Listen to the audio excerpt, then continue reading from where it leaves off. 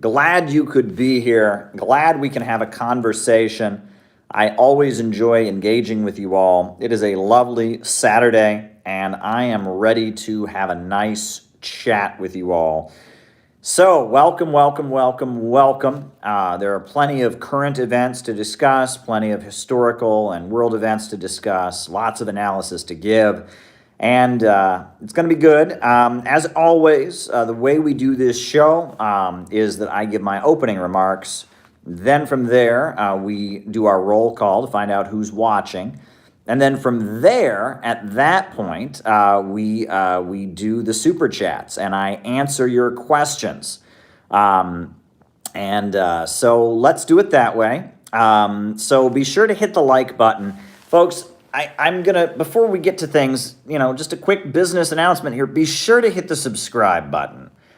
Be absolutely sure to hit the subscribe button. I now have multiple people sending me screenshots indicating that they have been unsubscribed. They have not intended to unsubscribe, but they notice that they are unsubscribed. Now, this is the algorithm of YouTube, that if you don't look at a channel every so often, their algorithm will automatically unsubscribe you from different channels. So multiple people have sent me a message saying that they've been unsubscribed. So on that note, I would ask that you please be sure to hit the subscribe button and be sure to hit the notifications bell. Be sure to hit the notifications bell, because if you don't get notified, you won't be able to know that we're doing our show here. So be sure to hit the notifications bell. Be sure to hit the subscribe button.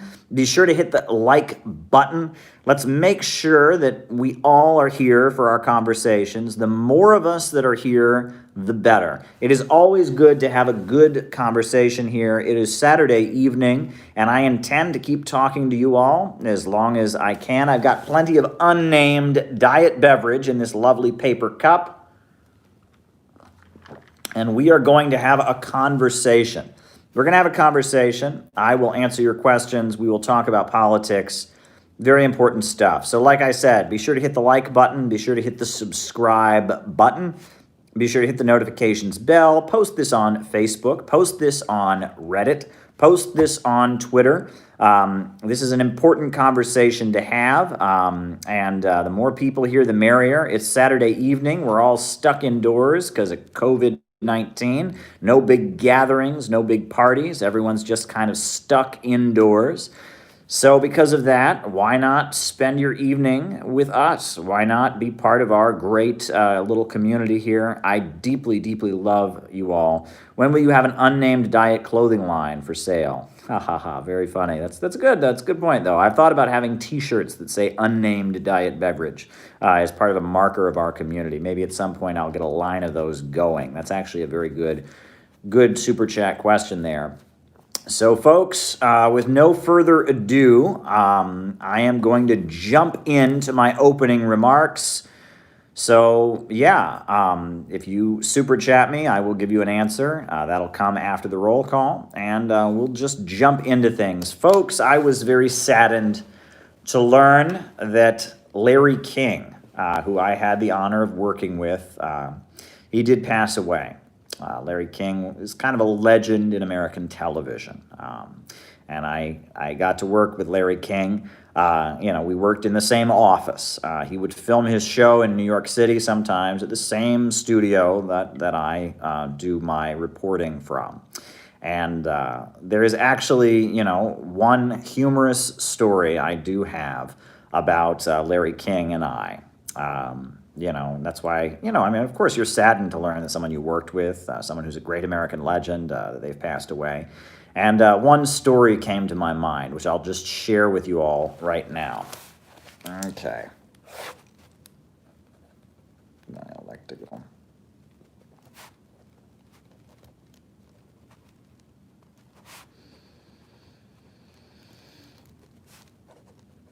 Thanks for the super chat, just writing it down there. So, but I remember, at my desk at the old office, the old studio where Larry King would sometimes film and I would work out of, I had 3 pictures next to my desk, kind of taped to the wall next to my desk. I had a picture of Abraham Lincoln. I had a picture of Franklin Delano Roosevelt. and I had a picture of William Z. Foster. And it wasn't just a picture of William Z. Foster.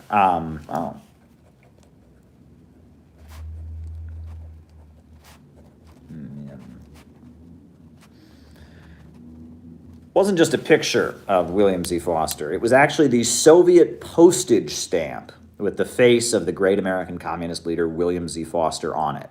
And so that was what I had on my, just taped up on the wall by my desk. Lincoln, Roosevelt, and the Soviet postage stamp of William Z. Foster. So one morning, I walked into my office, and Larry King was sitting in the area, the office area, and he was sitting in my chair because limited space at that old office. And everyone was kind of gathered around Larry King. They were trying to figure out who the third image was. And they had apparently spent a good 15, 20 minutes on this. They were waiting for the studio to get set up. And Larry King said, I know who that guy is. I know who that guy is. He knew who Lincoln was. He knew who Roosevelt was. Didn't know who William Z. Foster was. And so I said, that's William Z. Foster, the leader of the American Communist Party. And that was kind of a neat moment. It's kind of a neat moment to have Larry King trying to decode the people on your desk. It was kind of sweet. So I will remember Larry King as an American TV legend. It was certainly an honor to work with him and be in his presence. We're certainly saddened by his passing away. It's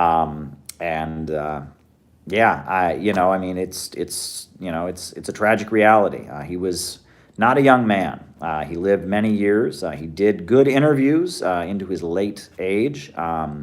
He started out as a radio host in Brooklyn, New York, and one thing led to another, and then he was Larry King Live on CNN, and yes, so Larry King has moved on, right? Larry King has moved on, and that is something that all of us recognize. Those of us who understand dialectical and historical materialism understand that all things in the universe are constantly in a state of change.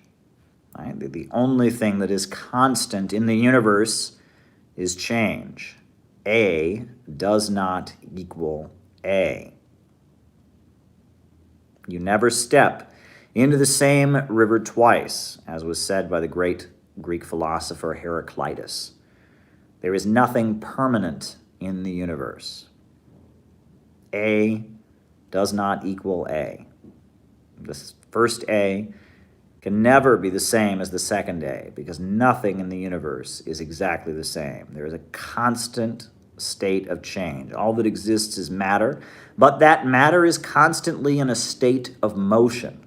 This is the concept of dialectical materialism, and that history and progress is advanced through contradictions. This is the philosophical basis of Marxism. This is the philosophical basis of the ideology that deeply impacted the 20th century. This is the basis of the ideology that invented space travel, the ideology that raised millions of people up from poverty, the ideology that made China and Russia into global superpowers, the ideology that defeated the Nazis during the Second World War. The basis of Marxism is dialectical materialism, the unity of opposites, the negation of the negation. And these philosophical concepts are important to understand. They're very, very important to understand. The nature of contradiction. These things are very, very important to understand. And on these lives, we very much cultivate an understanding of dialectical and historical materialism.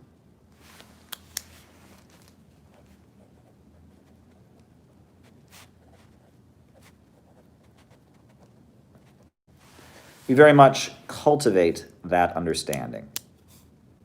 Now, folks, I want to turn your attention to what's happening right now in Russia. I want to turn your attention to it because it's very, very, very important. And if you do not have an understanding of the way the world actually works and the historical context of things, you're going to be very confused by what's happening. There is a whole apparatus, a whole barrage of deceptive media propaganda coming from the mainstream media that wants you to understand the events taking place in Russia in a certain way. And that situation is not accurate. The way they would like you to understand things is not accurate. I was listening to your speech on oil bankers' wealth hidden.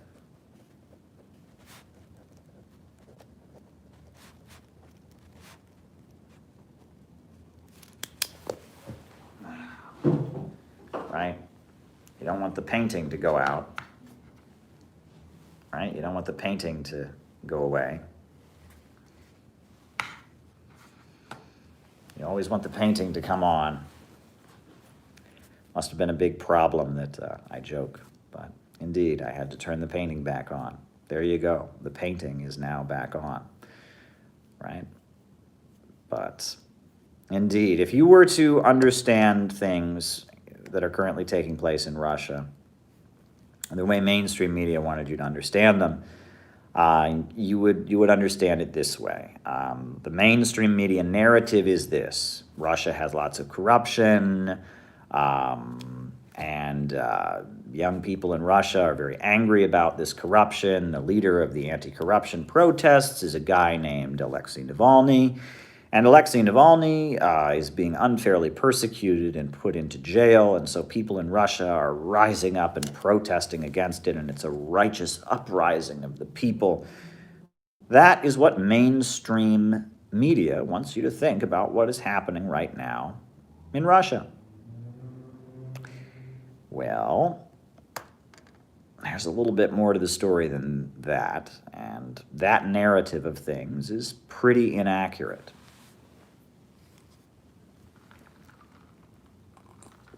But that's the easiest thing to believe. It's the easiest thing to believe. I mean, if you want to get along with everybody else, if you want to go along with everybody else, if you want to get ahead in U.S. society, if you want to say something that all your coworkers will agree with, if you want to say something that your boss will agree with, if you want to say something that your university professors will give you an A+ for saying on your papers, by all means, you can just repeat that narrative I just gave you. That, oh, a lot of corruption in Russia, Navalny is an anti-corruption activist, Putin's unfairly persecuting him. If you just want to go along to get along, if you want to be liked by everyone, well, you can say that. You can just repeat that. And there you go. But if you're actually interested in understanding the world,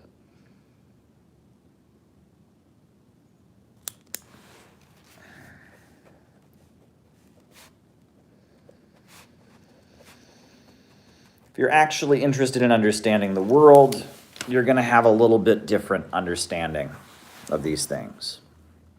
If you're actually interested in knowing how the world actually works, and if you're actually interested in understanding global events,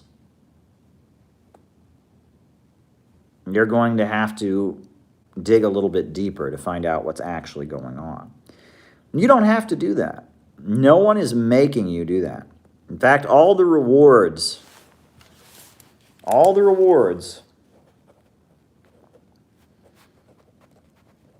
point the opposite direction, right? If you want to just believe the CNN narrative, nothing is stopping you. And I can't stop you from doing that. If you want to just interpret events the way our leaders and the U.S. government wants you to understand them, there's nothing I can do to stop you. The only way that I can possibly influence you to change your mind is if you're willing to listen to what I have to say. And when it gets down to it, a lot of people in the United States are not willing to do that. A lot of people in the United States are just too weak. They're too afraid.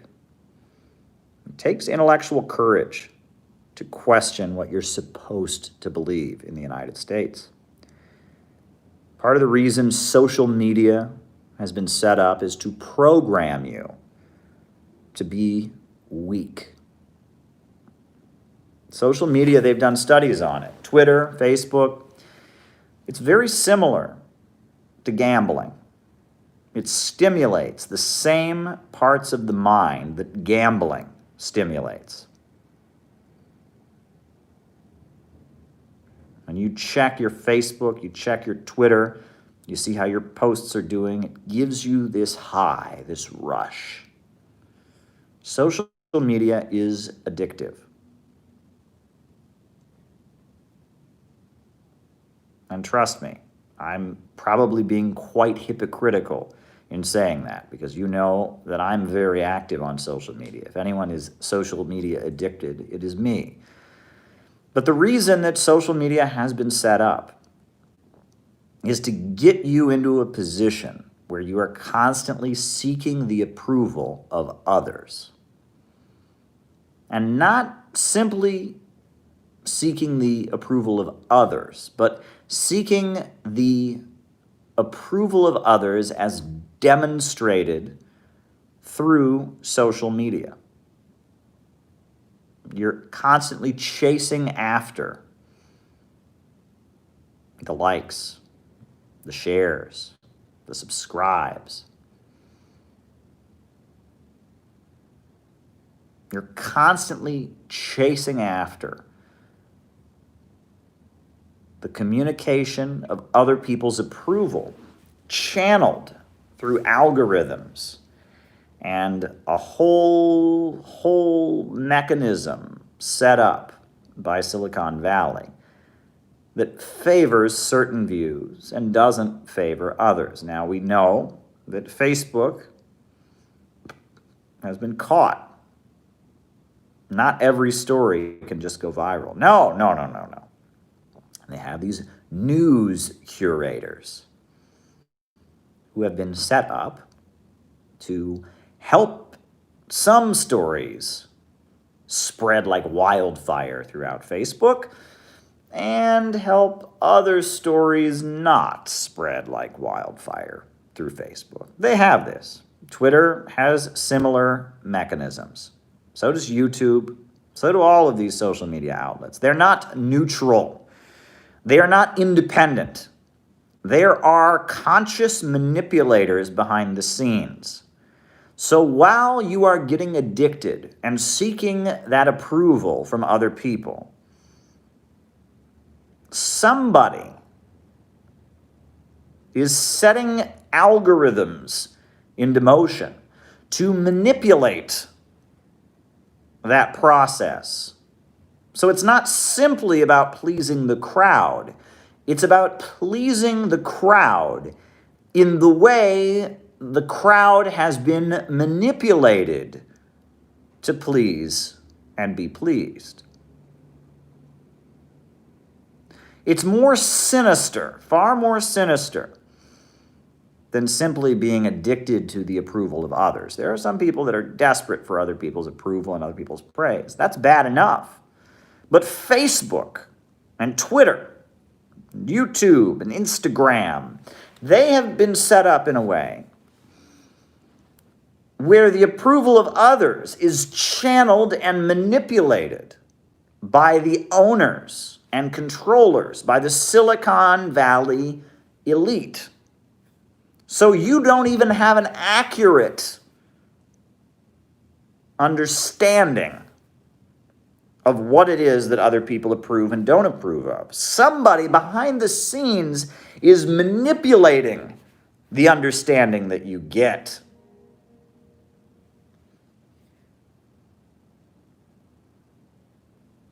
It is the height of social engineering. Look, folks, Folks, there is a very famous behavioral psychologist named B.F. Skinner. Do folks know the behavioral psychologist, the father of psychological behaviorism, B.F. Skinner, who studied extensively how do you control other people's behavior? I'm going to make you a mod, David. There you go. You are now a mod, David. How do you control other people's behavior? All right, for thousands of years, we've had mechanisms in society to control other people's behavior. All right, we've had punishments, courts, laws, social contracts, etc. We've had all kinds of mechanisms in place for controlling other people's behavior. But how? How can we most effectively control other people's behavior? And B.F. Skinner did all kinds of research on how to control other people's behavior. He studied how to control the behavior of animals. We all know about the rats in the maze chasing after the cheese, right? We know about all these experiments with electrical shocks, etc. Well, B.F. Skinner and his work researching human behavior and how to control and manipulate it, B.F. Skinner discovered that punishment was the least effective means of controlling someone's behavior. Why? Because punishment has this problem in that the victim of punishment, or the person upon which punishment is being inflicted, has the ability to feel heroic. What is the symbol of the Christian religion? The largest religion in the world, the largest religion in the world, is someone being punished, being nailed to a cross. Right? The crucifixion of Jesus Christ. And Jesus Christ is not viewed as a bad person who got punished. He's viewed as someone acting heroically, as someone laying down their life for a cause. And if you inflict punishment on people, often they will believe that they are being unfairly treated, and in some cases, they will believe that they are being heroic by enduring your punishment. By enduring your punishment, they are being heroic. So punishment is not a very effective mechanism for controlling people. Not very effective. I mean, it works to some degree or other, but it's one of the least effective methods of controlling human behavior, right? Joan of Arc, the great hero of French history.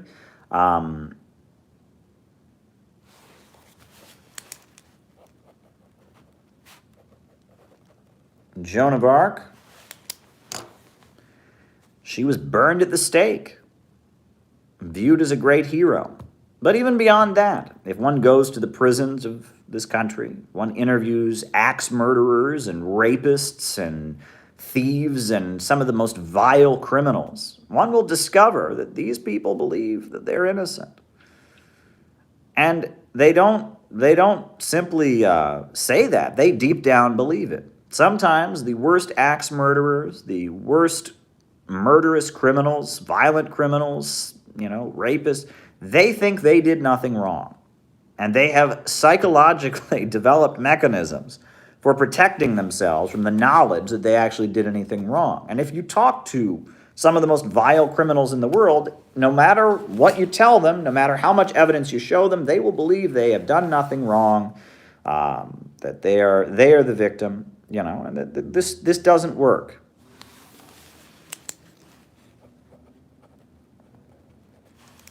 Doesn't work. Wrote it down. So, what other method is effective for controlling people? Reward. Reward is a far more effective method of controlling people. It's a far more effective method of controlling people. If you give people a reward, they are very, very, very, very, very unlikely to reject it. If you give people a reward, you say, you did a great job there.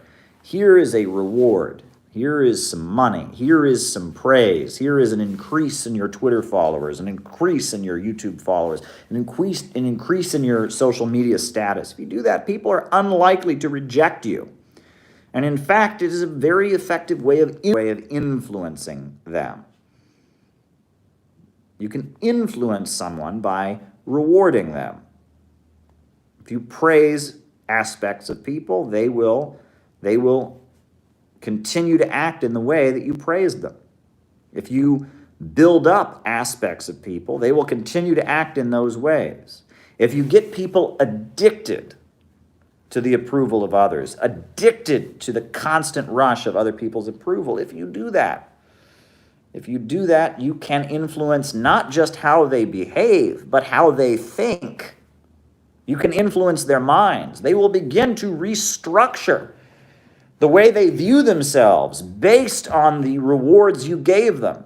They will not see a sinister agenda behind the rewards and praise you pile on to them. They will not see an effort to manipulate them. They will not.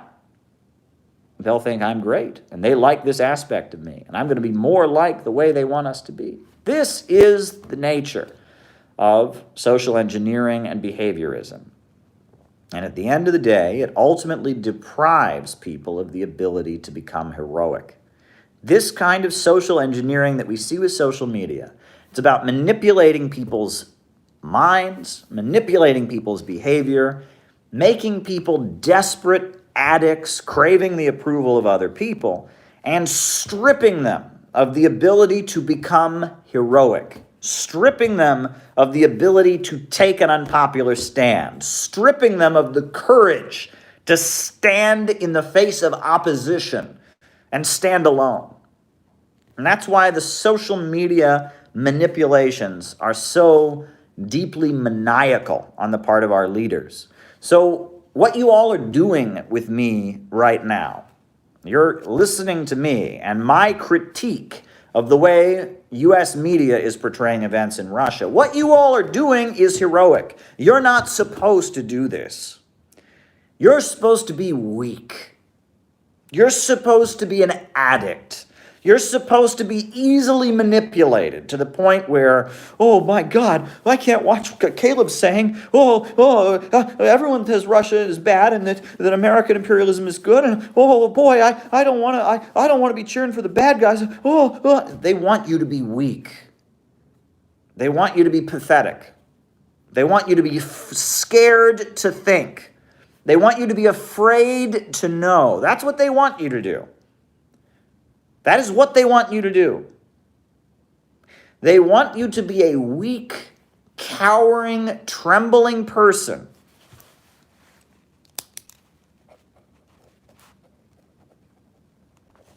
Carl Schmitt. They want you to be a weak, cowering, trembling person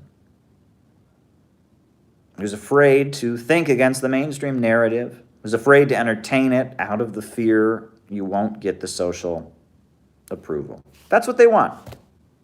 And if that is what you want, you came to the wrong place. I'm not going to tell you the things that you're supposed to think. I am not going to tell you the things that are going to make you popular. I am not going to tell you the things that will get you an A+ in social studies in high school. I'm not going to tell you the things that will get everyone to just bow before you. I am going to tell you the things that you don't want to hear. And why? Because I'm not a grifter. If I was a grifter, I would tell you things that would get me rewarded in the algorithms. But instead, I tell you things that risk getting my channel taken down. If I was a grifter, I would tell you things that would get me praised on Rachel Maddow. Instead, I tell you things that get me marginalized and silenced and demonized. So listen to me at your own risk. I am going to tell you things about Russia that go against everything you're supposed to think.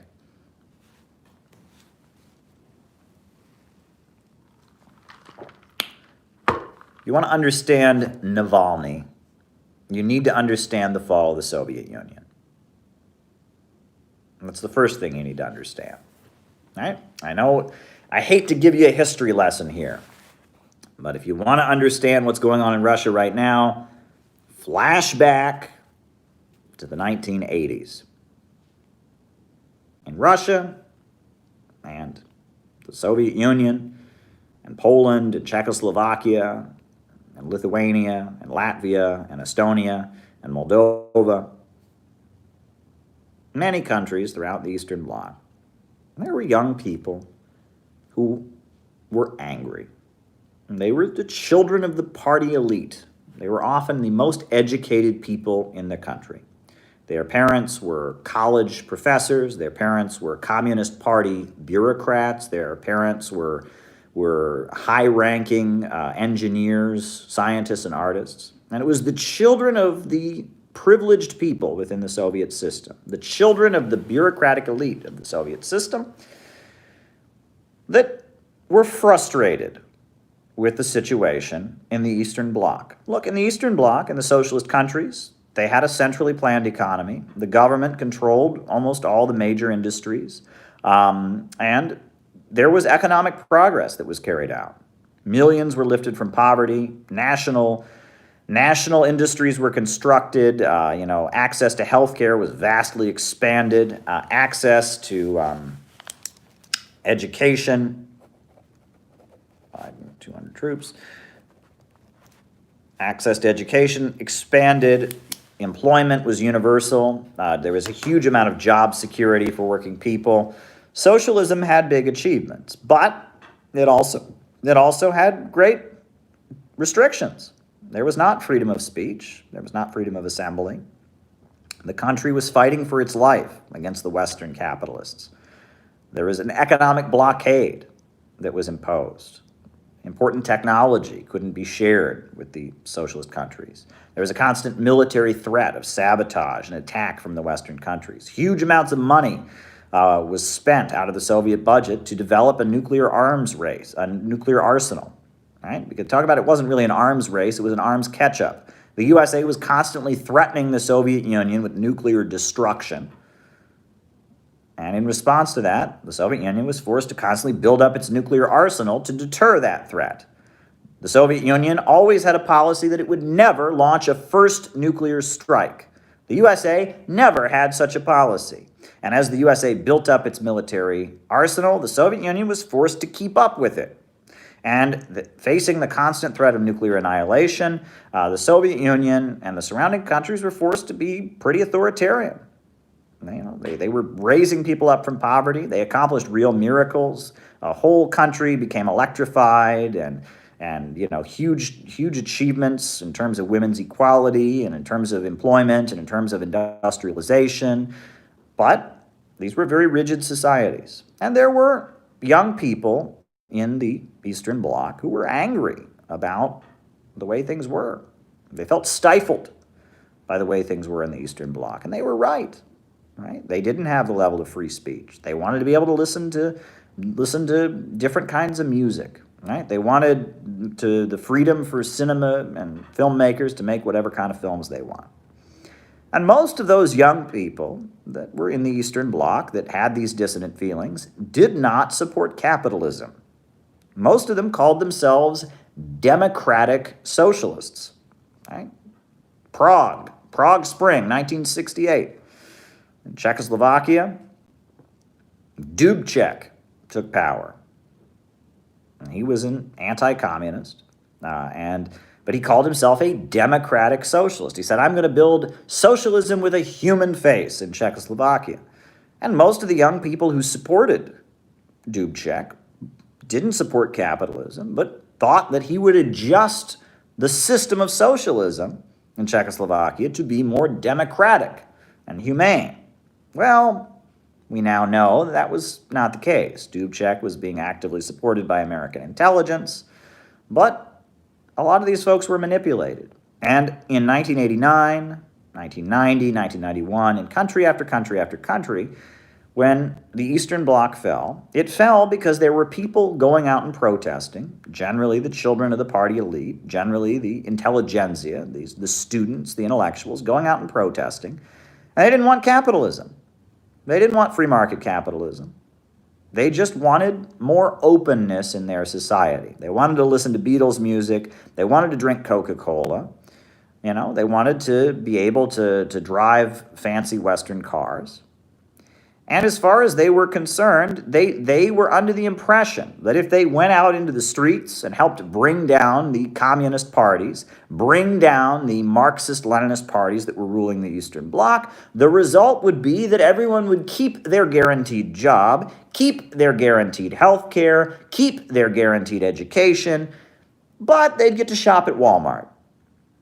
But they'd get to listen to the Beatles music. But they'd get to go and see Hollywood movies in the theater. That's what was believed by most of the young people who went out and protested and set the stage for the fall of the Eastern Bloc. And while these young people went out and protested, unrest would take place, and eventually it would set the stage for a coup, where the pro-Western faction would seize control of the government. And when the pro-Western factions took control in the aftermath of the chaos created by these protests by young people that had legitimate grievances, they didn't get democratic socialism.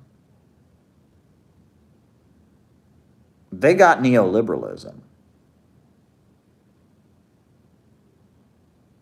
Right? The fall of the Soviet Union was an absolute economic catastrophe. 80% of the farms in the country went bankrupt. Most of the factories shut their doors and closed down. The unemployment rate was above 30%. 30% unemployment. Drug addiction increased by 600%. The level of people living in extreme poverty skyrocketed. The fall of the Soviet Union was an economic disaster. In the 1990s, the population of Russia decreased by roughly 10%. 1 in 10 people in Russia either died or fled the country. Veganism. Either died or fled the country. U.S. economist Anders Gunter Frank, as an economist, he referred to it as economic genocide. Bill Bradley, I've seen Bill Bradley, the U.S. senator, speak about it. He talked about how he went over there with the Clinton administration. He couldn't believe how awful the conditions were. People talk about how in the 1990s in Russia, around all of the subway stops in a major city, you would have old folks, older people who'd worked their entire lives, who'd lost their pensions. And they would try to sell you old newspapers so they could have some money to eat with. They'd try to sell you old clothing of theirs. And there would just be elderly folks, desperate elderly folks surrounding the subway stops trying to get by. This is what the free market brought. And Bill Clinton, was a big supporter of the Yeltsin administration as they engaged in austerity, cutting social programs, selling off state assets, and allowing BP and Hermitage Capital Management and American corporations and British corporations to just loot the country. And in fact, the people of Russia had an election in 1993, and they voted for a parliament that would stop this austerity, that would stop it in 1993. And they voted for a parliament of Communist Party members and of nationalists who would stop the economic austerity that was taking place in the country and stop the looting of the social programs, stop the privatizations, and stop the economic genocide that was taking place. And what happened? Well, Boris Yeltsin dissolved the parliament, and he sent the military to shell the parliament. And so the military started shooting at the actual parliament building. right? You think things were bad on Capitol Hill, on January 6th. I mean, at least the military wasn't lobbing shells at the Capitol building, for goodness sakes. The legislature of Russia was trying to stop the austerity that was killing people and destroying the country. And Boris Yeltsin dissolved the parliament and sent the military to crush it. And what was the term that was used by the Yeltsin administration to justify what they were doing against the elected parliament of the people? Well, according to Yeltsin, this parliament that existed in Russia of communists and nationalists who were trying to stop austerity and trying to stop the cuts in social spending and keep the country from being economically looted, this was a red-brown alliance. Does that term sound familiar to people? Red-brown alliance? That sound familiar to you at all? Red-brown alliance? But yes, it's true that some of the communist leaders in the Russian parliament and some of the nationalist leaders in the Russian parliament had said anti-Semitic things. And that's not okay. I'm not okay with any form of ethnic bigotry. But based on the fact that some of the parliament members who the people of Russia had voted in to stop the looting of the country, to stop food from being taken out of the mouths of children, because some of them had said anti-Semitic things or anti-gay things or whatnot, because of that, the memo got sent out all over the world. The Russian parliament, the communists in Russia, the nationalists in Russia, they're a red-brown alliance. So you're not allowed to support them. So the American communists, the British communists, the French communists, nobody went out and protested as Russia was being economically looted and destroyed. It was an absolute disaster. And again, many of the young people who marched to bring down the Eastern Bloc didn't understand they were marching for capitalism. They thought they were marching to make socialism more democratic. They thought they were marching to make, more civil liberties. They thought they were marching against legitimate problems the Soviet Union had. But they were being duped, and they were being manipulated, and they were being used to try and serve an agenda. And that agenda was that the West wanted to dominate the world. Right? Russia's got a lot of oil.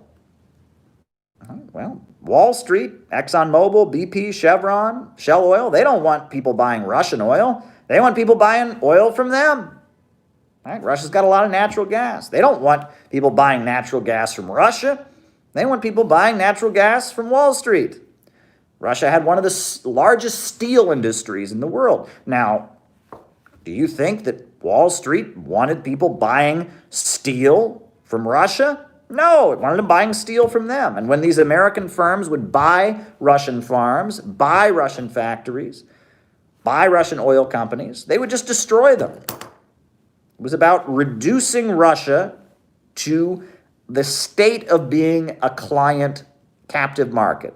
It was about preventing them from producing their own products, preventing them from building up their own industries, and making them a captive market, dependent on the West. And that's what happened. Russia, the Soviet Union, they built this huge collective farming apparatus. Well, in the 1990s, the farms all went bankrupt, and they started having to import their food from the United States. Right? This is what was happening. Russia was being reduced from being a strong economic power to being a captive market of the imperialists. And the result was millions of deaths, and the result was mass poverty, and the result was a huge rise in organized crime, a huge rise in sex and human trafficking, right? That became a huge thing, right? Eastern European women being sex trafficked to the West. That became a huge thing that was going on. The mafia, heroin addiction. Heroin was everywhere.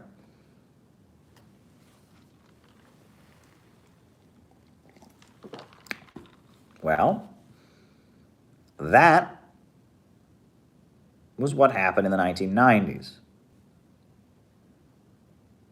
But then, in 1999, Vladimir Putin got elected. And Vladimir Putin is not a communist. He's not a Marxist.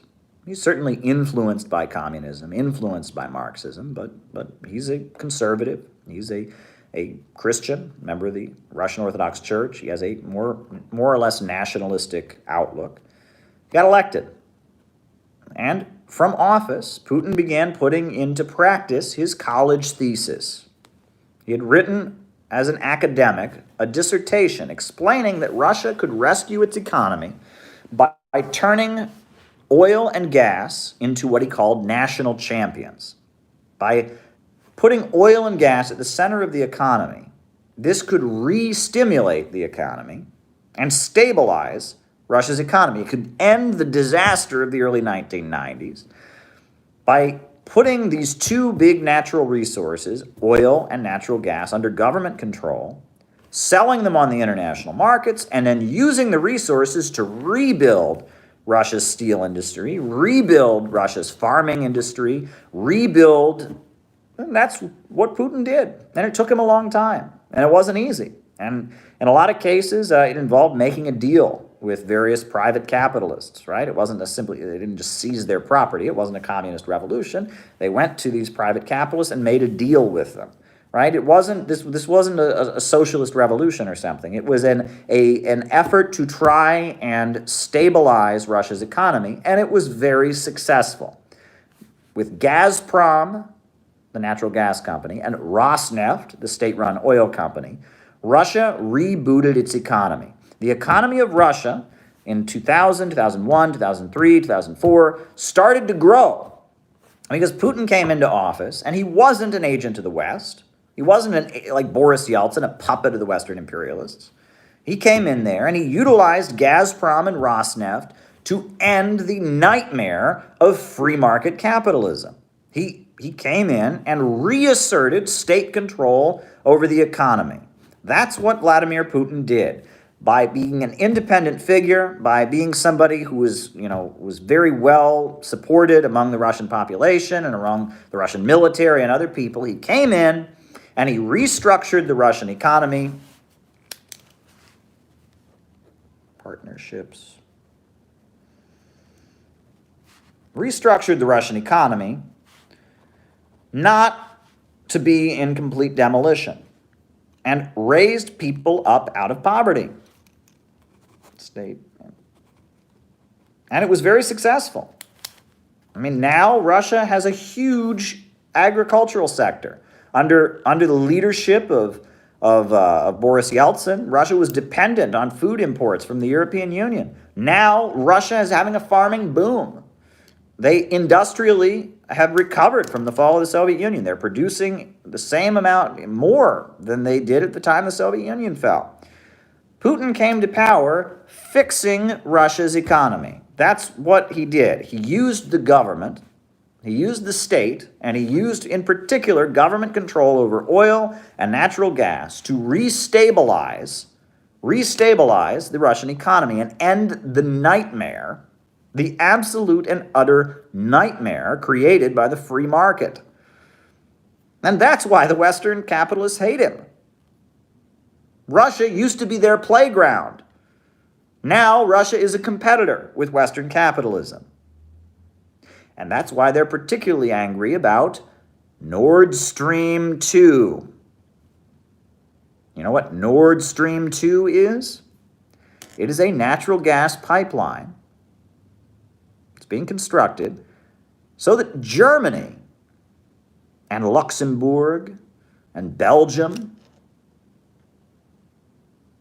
and France and other countries can start buying their natural gas and importing their natural gas from Russia. And the U.S. government is furious about this. It's trying to tell the Germans, you can't buy your natural gas from Russia. It's right there, your neighbor. No, you got to buy your natural gas. You've got to buy your natural gas from the United States.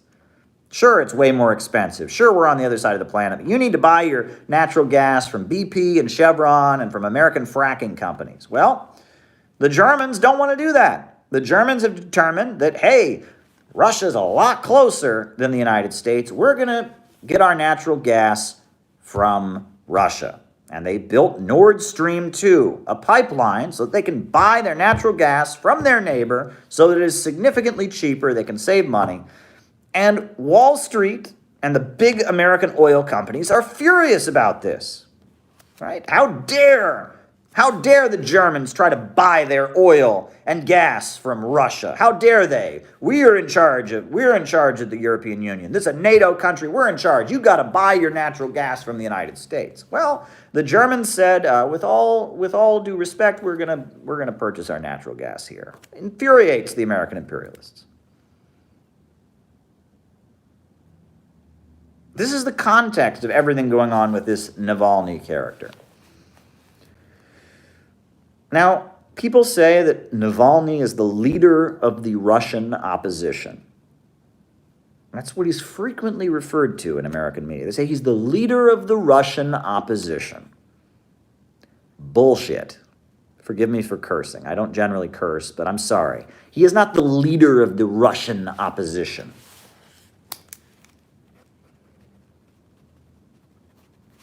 Thoughts on? Not the leader of the Russian opposition. There's all kinds of opposition in Russia. I've been to Russia. I have covered their elections. The biggest opposition party in Russia is called the Communist Party. And it's led by Zyuganov. The second biggest opposition party is called the Liberal Democratic Party. There are many different parties in Russia. There are many different people in Russia who have differences with the government. The Communist Party, the Liberal Democratic Party. There's a slew. There's all kinds of opposition in Russia. Russia is not a totalitarian state. Russia is not a country where people are afraid to speak out and criticize. There is nothing like the police state that existed under the Soviet Union. Right? I mean, in Russia, you have the Communist Party, you have the Liberal Democratic Party, but you have a lot of smaller parties. There's an even smaller, there's the Communists of Russia Party. There's the Russian Communist Workers' Party. There are all kinds of little tiny parties in Russia. You know, there are all kinds of people in Russia who have criticism of the government, have adopted their own political beliefs. There are religious minorities in Russia.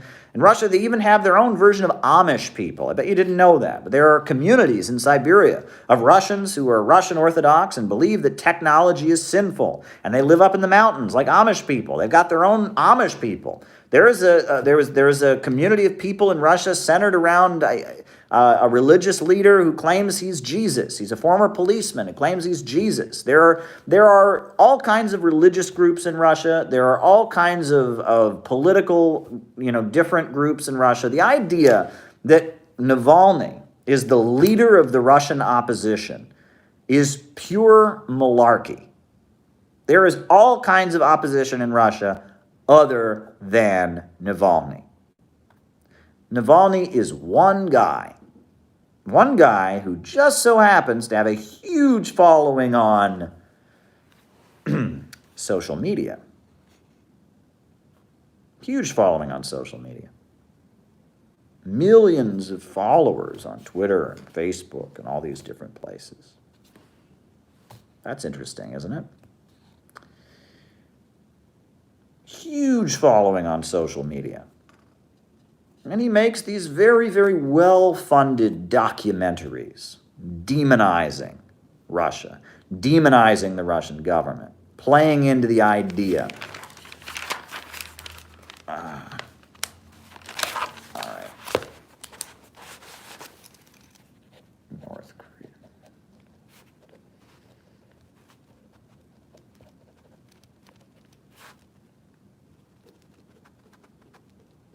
Playing into the idea that Russia is a corrupt society, that the government of Vladimir Putin needs to be overthrown, that they need to bring in more of a free market system. That's who this guy is. And he's been convicted of crimes. He's been tried and convicted of financial fraud and crimes. And he's going back to jail for allegedly violating his parole. He violated the terms of his parole, he went to jail.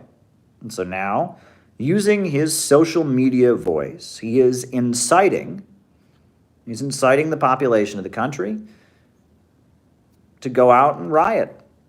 And there's rioting going on. And there's violence in the streets. Why? He's inciting it on social media. There you go. That's what's going on here. There's somebody who very clearly is loved by American media, loved by the American government, loved by Western media, and is inciting his followers to go out and create chaos in Russia. Why? Because Western capitalism doesn't like the idea that Russia is no longer their playground. Now, are there problems in Russia? Absolutely. Absolutely. There are problems in Russia. Corruption, certainly a problem. Is there a need for reform in Russia? Absolutely. Russians will tell you that. But this Navalny character is so clearly someone being utilized by the West, being utilized by Western capitalism, trying to carry out another color revolution, trying to manipulate people and manipulate the real grievances that people have. That's so clearly what he is. So clearly what he is.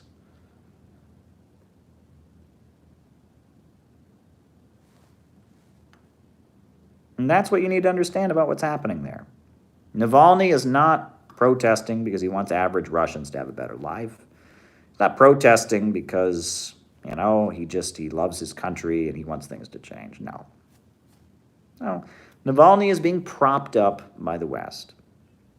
This is an effort to destabilize the country. This is an effort to bring in imperialism and colonialism. It's about bringing the 1990s back to Russia. That's what it's about. At the end of the day, that's what Navalny is all about. He's about creating unrest, destabilizing the country in order to pave the way for the economic genocide of the 1990s, the domination of Wall Street banks and corporations, neoliberalism. That's what he's about. And you know what's so amusing? You know the cancel culture in the United States? We talked about how, at the time the Soviet Union was falling, they declared, oh, look, some of the people in the parliament of Russia, in the Duma, are anti-Semitic, so therefore you can't support them, right? And all of the things that have been said against me, all the things that have been said against all kinds of people. There's this cancel culture. Anyone who does one bad thing, cancel them for the rest of their lives. Folks, I want to tell you about Alexei Navalny. Alexei Navalny is an ethnic nationalist. Do folks know what an ethnic nationalist is? That is one who believes in a nation based on ethnicity. People in the United States who are always trying to build a white ethno-state, Richard Spencer, that's what an ethnic nationalist is. Navalny is an ethno-nationalist. He is literally a white nationalist in Russia. He believes the Russian government should prioritize people of one ethnic group over others. Russia has hundreds of ethnicities. He wants the Russian government to work for one ethnic group. He is a white nationalist.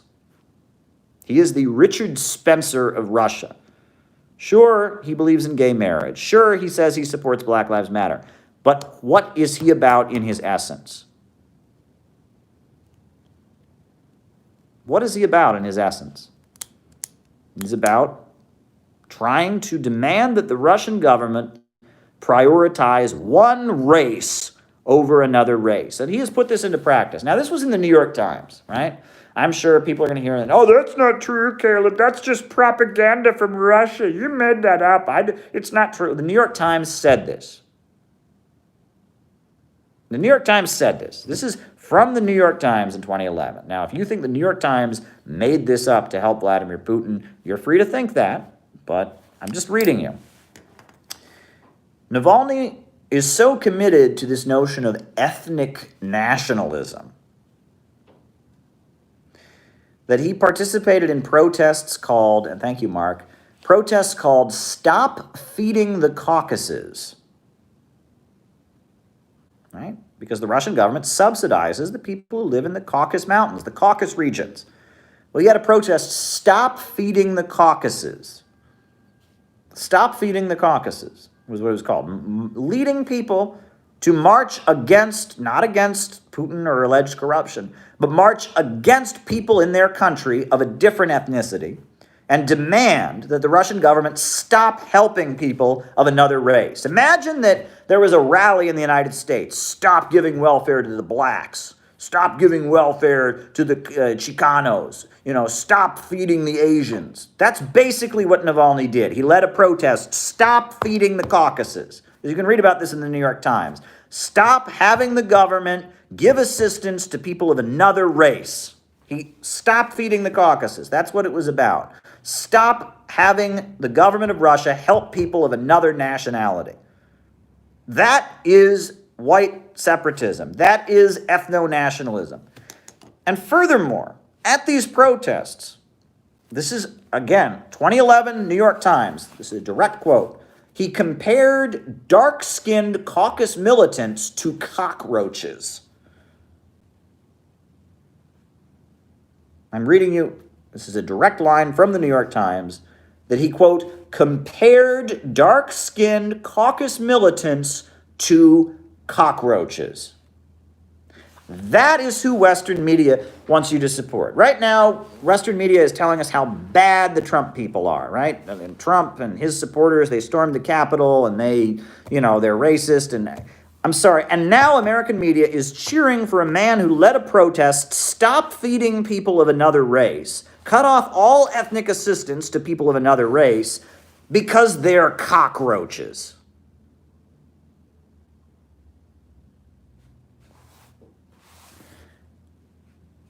How stupid do they think we are? How stupid do they think we are? There's this whole campaign on American social media. This whole campaign on social media, right, that, if you say something racist or sexist, your account gets taken down. But American media right now is cheering for a man who openly advocates ethnic nationalism, has protests in Russia demanding that they stop giving social assistance to other ethnic groups, and compares these other groups to cockroaches. And Western media wants us to think this man is a freedom fighter. This man, he's just speaking the truth, and that's why Putin is, no, don't be stupid. Don't be stupid, folks. Have the courage to not believe what Western media tells you. Russia should be treated, right? What is this? Russia should have treated Navalny. Right. I mean, yes, Navalny is the Juan Guaido. Turkey roll. He's the Juan Guaido of Russia. He is the puppet of Western imperialism. He's an ethno-nationalist.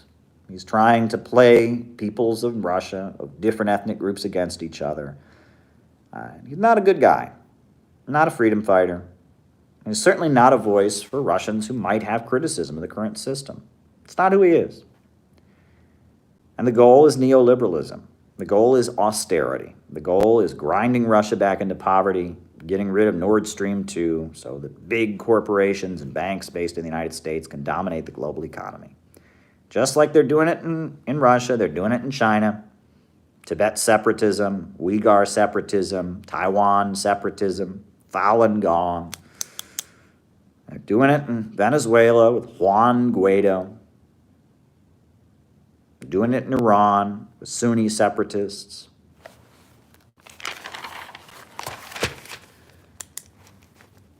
It's the same old story, folks. It's the same old story.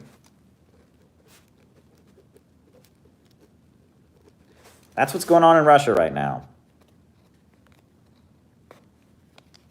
And you can choose to acknowledge that, or you can continue to live in your own world of illusion. You can pretend that Navalny is just this great freedom fighter who's fighting for freedom. You can pretend you don't know what I told you, and I can't stop you from doing that. Right? And again, if you really want to be in line with what this society wants you to believe, if you want to get your social media reward, if you want to get clicks and likes and shares, by all means, just keep believing what they want you to believe. But I'll end my opening remarks by saying this. What they are doing to Russia, or trying to do, what they did to Russia in the 1990s, is exactly what they're doing to your community right now. Look outside. How many hungry people are there in your neighborhood? How many unpaved streets are there? How many crumbling roads are there? Why is it that children in America are drinking water that's contaminated with lead? Why is it that so many young people are stuck in a cycle of low-wage, short-term service sector jobs? It's the same agenda: austerity. Cut the living standards, drive down the living conditions of the people, reduce the people into greater poverty, make the people pay for the disaster created by capitalism.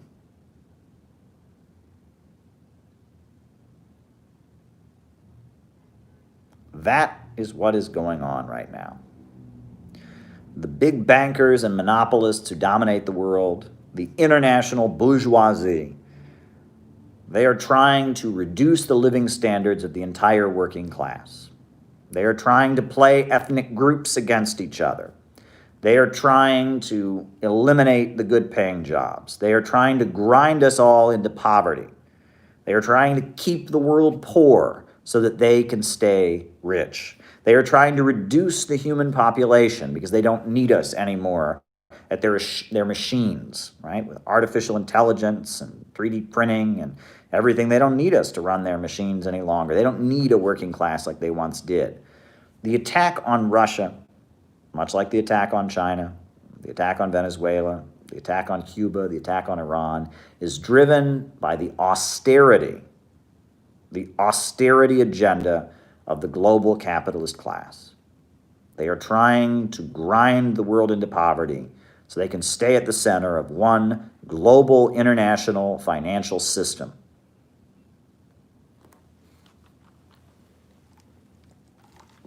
But it is our responsibility to say we're not going to take it. We're not going to accept it.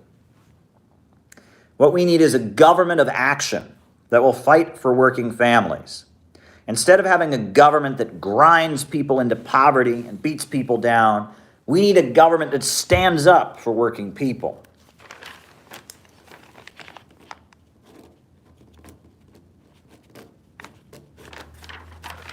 We need a government of action.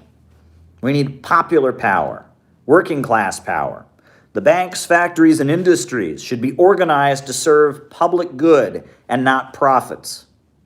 We need an economy organized to serve the people. We need production organized for profit. We need production organized to serve public good, not for profit. We need popular power. We need a government that fights for the people against the ultra-rich. That's what's needed now more than ever. Our enemy is not in Russia. It's not in Iran. It's not in Cuba. It's not in Venezuela. Not in China. Our enemy is on Wall Street. Our enemy is in the Pentagon. Our real enemy is at home. The billionaire monopolist capitalist class that is trying to destroy the lives of working people all over this world. They are the enemy of all humanity. And it is the multinational working class of all nationalities, all ethnicities, all races, all religions, coming together, standing arm in arm, resisting their power, that is the solution. And with that understanding, the facts I just told you. Now you can understand what's happening in Russia right now and what's going on. And that concludes my opening remarks for tonight. So I hope you all enjoyed it. I've got plenty of unnamed diet beverage here. And we do have plenty of super chats to get through, but now is the time to start, shouting out names and locations. I'll make sure I'm seeing all of the chat here. So, shout out names and locations. Be sure to hit the like button. Be sure to hit the subscribe button. Be sure to hit the notifications bell. Who all is with us tonight? Names and locations. Orange Duke in Santa Clarita, Quincy, Massachusetts, Huge Pack, USA, Cleveland, USA, Mississippi, Fantastic Talkmate, Memphis, Missouri, Northern California, North Virginia, California, Henderson, Nevada, Flushing, New York, Philadelphia, San Jose, London, Montreal, Edmonton, Washington State, Bendigo, Australia, David Fox, Balthazar in Oakland, California, here, New York City, Scotland, Springfield, Illinois, Singapore, Glasgow, Scotland, Seattle, Washington, Colorado, Red Vetting, Berlin,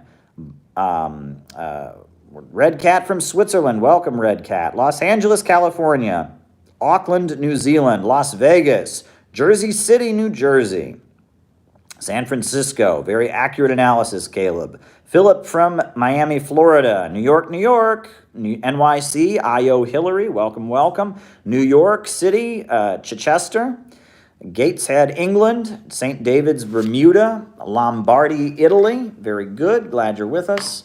Who else? Zurich, Beltway, Max the Sax is in Beltway, with Beltway Students and Youth for a New America, Berlin, Joey from Belize, Houston, Texas, Aberdeen, Scotland, keep up the great work, thank you, Ben. Soggy, Los Angeles, The Conversation Couch, Los Angeles. You ought to have me on sometime, Convo Couch. I'd love to come on and chat with y'all. Birmingham, UK, Nevada for now, Andres Bergen, Norway, Penn Island, Palo, Round Mountain, California, Honolulu, Hawaii, Croatia. Caleb is a man with great ideas, says Edward Snow. Oh, there you go. Hello from Finland. Very good. Lombardy, Italy, West Virginia, Zurich, Switzerland, Massachusetts, the Netherlands. You're doing God's work, says the Red Cat. Well, thank you. Leipzig, East Germany. Juan from Mexico, West Virginia, Santa Barbara, Bedford, UK, Finland, Ireland, China. Helen from the Holiday in Perth, Australia. Welcome, Helen. Always a beloved member of our community. Shaw from Maryland. RSA. I don't know where RSA is. Kim is with us. Very good. Very, very, very good. Glad you all are here. Glad you all are with us this evening. Wisconsin, Illinois. Wow. Glad you all are here. Terre Haute, Indiana. Lily in Atlanta. Good friend of the program. Jerusalem, Israel. Jeff from rainy Los Angeles. Republic of South Africa. Very good. Athens, Greece. Athens, a lot of Greek viewers these days, right? Welcome, welcome. Julian from Southeast UK. Kathy Worth in Boston. North Virginia, John Doe. Rick Fry in Arkansas. Sparky in Hong Kong. Kingston, Ontario, Canada. Poland. Welcome, welcome, MJ from Poland. Very good, very, very, very, very good. Travis County, Texas. New York, Long Island, based Bossy. Eli from California. John in Houston. Very good, John. Welcome, John. Welcome all, says Two's Time. Jason from Tampa, Florida is with us. Troy in Kansas City, Missouri. Bristol, UK. Welcome, welcome, welcome. So glad you all are here. Great time to engage with all of you. Kendall in San Diego. Marxist Cat Girl. Welcome, welcome, welcome. Folks, be sure to tune in a week from tonight. We're going to be having yet another web conference for the Center for Political Innovation. It'll be web conference number 4. It's going to be great. And from what I understand, we're going to have a very special guest. David Rovics, the well-loved anarchist folk musician, will be performing on our webcast, from what I understand.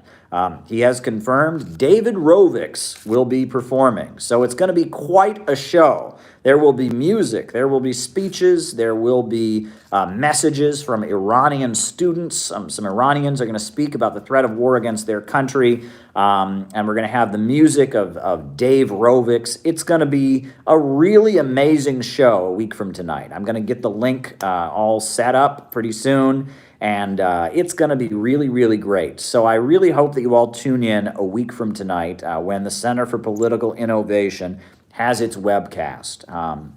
It's going to be good. It's going to be a good evening for all, a good performance for all. So, folks, on that note, I guess we'll just start going over your super chat questions. Question number 1, dialectical versus historical materialism. Dialectical materialism is a philosophy about the nature of the universe. The dialectical materialism argues that all that exists is matter, but that matter is constantly in motion. Historical materialism is analyzing history through this lens. It is understanding that the history of the human species has been a history of class struggle and humans trying to get to a higher mode of production and economic contradictions. Hegel understood that there was a dialectical view of history, but he put that in terms of a battle of ideas, whereas Marx argued that there were class forces and economics behind these ideas. And that is the difference between dialectical materialism, the philosophical concept about the nature of reality, and historical materialism, which is understanding how history advances. So those are the two concepts. Henry Park, Mim, and Jay Sakai. Well, again, this is some real obscure communist history, but for many years in the United States, there was a very mysterious communist organization called the Maoist Internationalist Movement, or MIM, M-I-M. It was a very strange and mysterious group. No one really knew much about them except their newspapers. They would sell their you would see their newspaper. You wouldn't even see them selling it. You'd see stacks of their newspapers around. They were Maoist communists, and they took the position that all white Americans were exploiters, that there was no possibility of revolution in the United States because the white people in the United States have it too good. They were third worldists. And no one really knew much about them. They were just this mysterious communist group that was around. And they had a mailing address in Ann Arbor, Michigan, and no one really knew anything about them. Then they became, information was revealed about them. I knew about them when I was in Ohio because in prison, black prisoners who would get interested in communism would suddenly start getting the MIM newspaper mailed to them in prison, and that was very mysterious. And in prison, they would circulate Jay Sakai's book, Settlers, the Mythology of the White Proletariat. They did not print a book edition of it. They would print a photocopied, spiral-bound edition of it. Prisoners, if they sent to this address, they would get a spiral-bound edition of Jay Sakai's book, photocopied. It was very mysterious. And it was just this mysterious communist group, and nobody knew who was in it. It was just a very strange communist organization. Every so often, you might see somebody handing out their newspaper or something, but they would run away from you. They wouldn't talk to you. I remember at my college campus, one day I found, sitting in the coffee shop of my college campus, I found a stack of newspapers from MIM. I asked people, who left this here? Nobody knew. It was very strange and mysterious. Very strange and mysterious. So, it was a very, very strange and mysterious communist group. However, we learned who was behind it. The founder of the group was a man by the name of Henry Park. We found out when he died. Henry Park died. And a little bit before he died, he made public that he was dissolving his organization.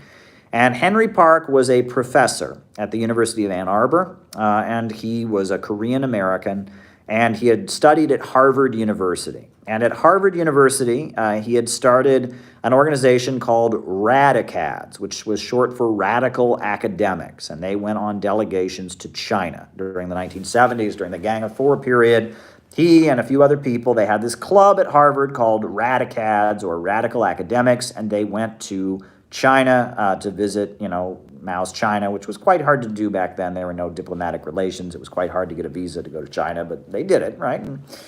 And Henry Park, was the leader of this group. We don't really know much about what the group did. It's a very mysterious organization. They had a website that was kind of very strange. When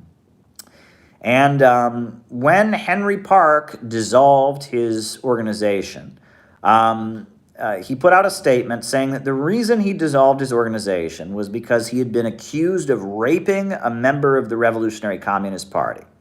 And that a member of the Revolutionary Communist Party had accused him of rape, and that's why he was dissolving the organization.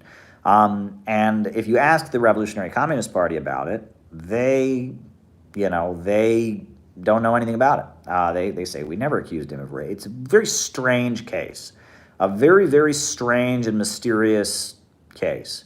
But it's MIM that was largely responsible for promoting Jay Sakai's book, Settlers. It was a very obscure book published in the 1980s by this mysterious person, a Japanese-American named Jay Sakai. But it was Henry Park's secretive communist organization called MIM that was very key in circulating that book. They kept it alive. They posted it all over the internet. They promoted it.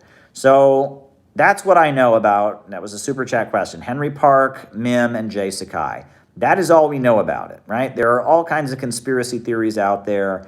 When I was, friendly with the Revolutionary Communist Party, they believed that MIM was some kind of FBI operation against them. But they think that, communist groups, sometimes they can be paranoid. So there's no evidence of that. They believed that. That's what the Revolutionary Communist Party believed. It was a really mysterious communist group, and they promoted the writings of Jay Sakai. That's about it, and that's really all we know, and they're no longer around. I know there's some breakaways from them that were formed, like people that were kind of inspired by their ideas that might still be around, but it was just kind of mysterious. It was part of the communist movement in the past, and I remember seeing their newspapers around, and it was mysterious. And I will say, their newspaper looked schizophrenic. You would get a copy of their newspaper, and it looked kind of like something that a mentally ill person might put out there. They had excessive political correct spelling. They spelled America with 3 Ks. They ended the word Latina or Latino with an @ sign. They, instead of saying United States of America, they would say United Snakes of America. They would spell the word human without M-A-N in it. It was H-U-M-M-I-N, because having man in the word human was offensive. And like every word was spelled differently. And so it looked a little, wacky. And then they would run pictures of people that had been marked up with black magic markers. They would have a picture of like George Bush or Dick Cheney, and the picture in their newspaper would have Dick Cheney's face, and then with a black magic marker, they would draw like vampire fangs and devil horns on their head. And that was particularly weird. So you would look at this newspaper that everything was spelled in this weird politically correct way, plus all the pictures of famous people have squiggly, drawing on them. They look like an angry 3-year-old, squiggled on them. It really looked kind of unhealthy. You looked at MIM notes. It was strange. It looked kind of strange. It looked kind of unhealthy. Apparently, though, the squiggly pictures, though, to be fair, there is the reason they did that is because during the Cultural Revolution, that was a tradition among the Red Guards. The Red Guards would have big pictures of people they didn't like with devil horns and fangs drawn on them and stuff. That apparently they didn't think of doing that on their own. It was very strange. It's a very, very strange group. And no one, I never met anyone who was ever in the group. I would be in college campuses generally, you would find their stacks of their newspaper, and you would open it up and their newspaper looked crazy. And prisoners told me they would never ask for it. Like activist prisoners, usually black prisoners in Ohio that were active. I was active around the Lucasville prison case. I visited and was talking to Lucasville prisoners. And they would tell me, people who'd been involved in the Lucasville uprising in Ohio in 1993, people that were, Lucasville prisoners, survivors of the prison uprising in Ohio, would tell me that they would get MIM Notes, the magazine of the organization, in the mail, and they would never have asked for it. It would just kind of show up. And it was mysterious, and that's all we can say about it. And it's thanks to them that Settlers has become a thing. Settlers would have been a long-forgotten, obscure pamphlet from the 1980s, but then Henry Park and MIM made it their mission to promote it. So that's where, that's largely where Settlers came from. Now, the question continues, though. Now, is the book Settlers was Jay Sakai in MIM, perhaps? I don't know. Some people have suggested Jay Sakai is actually Henry Park. I don't think that's true, but it could be. I don't know. I don't know. I don't know who Jay Sakai is. He's very mysterious. He's got some radio interviews on the internet. And Henry Park was a very mysterious person. You can find his obituaries when he died, and his obituaries say nothing about him being a communist. And they also don't really describe the circumstances of his death. It's just kind of, he died, and he was remembered as a social activist, and his family members had a memorial service for him. It's a very, very strange rabbit hole. And that's how communism is in the United States. Unfortunately, because communists in the United States have been marginal, and during the Cold War there was a booming economy and all of that, communists in the United States, you get some strange ones. Look, I told you all about Scary Gary, the guy who used to sell China Daily at Occupy Wall Street, was arrested as part of the Capitol Hill protest and profiled in the New York Times. And, was that guy a communist? I don't know, just a crazy yelling guy so, there's all kinds, right? And that's fine, right? I don't know enough about gene editing. I just don't know what it is. I don't know enough about it, so I can't answer the question. But, so I don't really know enough about it. But people are asking me about MIM and all of that, and that's what I can tell you. All right. All righty.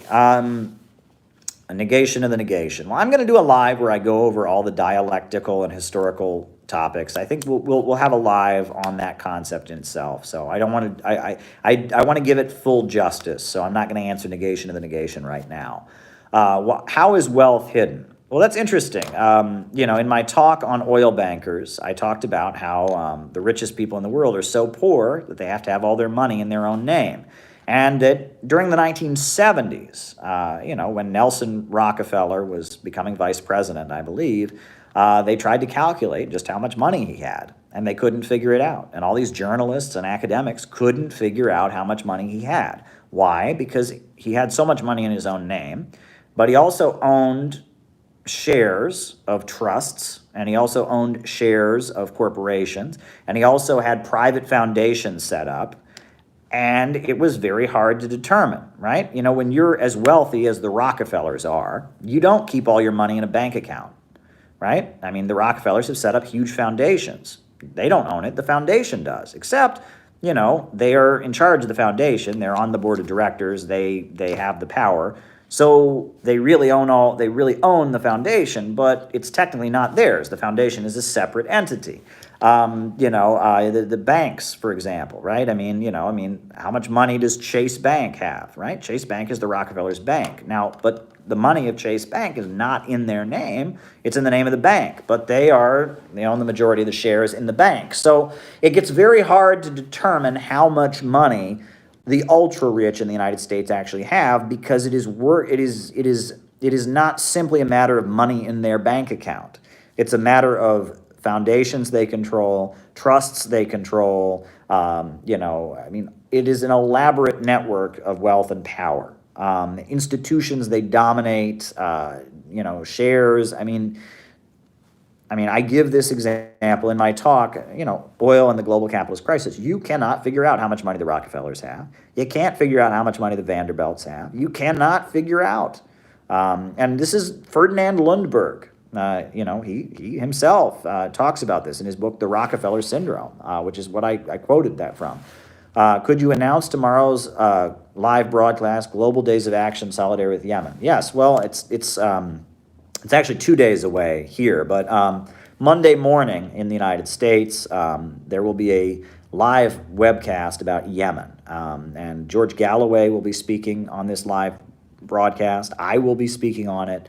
Peter Lavelle, the host of Crosstalk on RT, will be speaking on it. It's a very important webcast about Yemen and the war in Yemen that's coming up. So yes, I'm part of it, as are a number of people. Ranjit Brar and Jyoti Brar are involved. I think the Workers' Party of the United Kingdom is involved. Various progressive figures will be on that webcast talking about Yemen, and I intend to join that webcast as well and give a presentation, a brief presentation about Yemen. Because Yemen is a country that's left behind. So be sure to tune in. It'll be wide. It's already been widely promoted. It'll be live on the web Monday morning. Capitalist wealth inequality in Russia.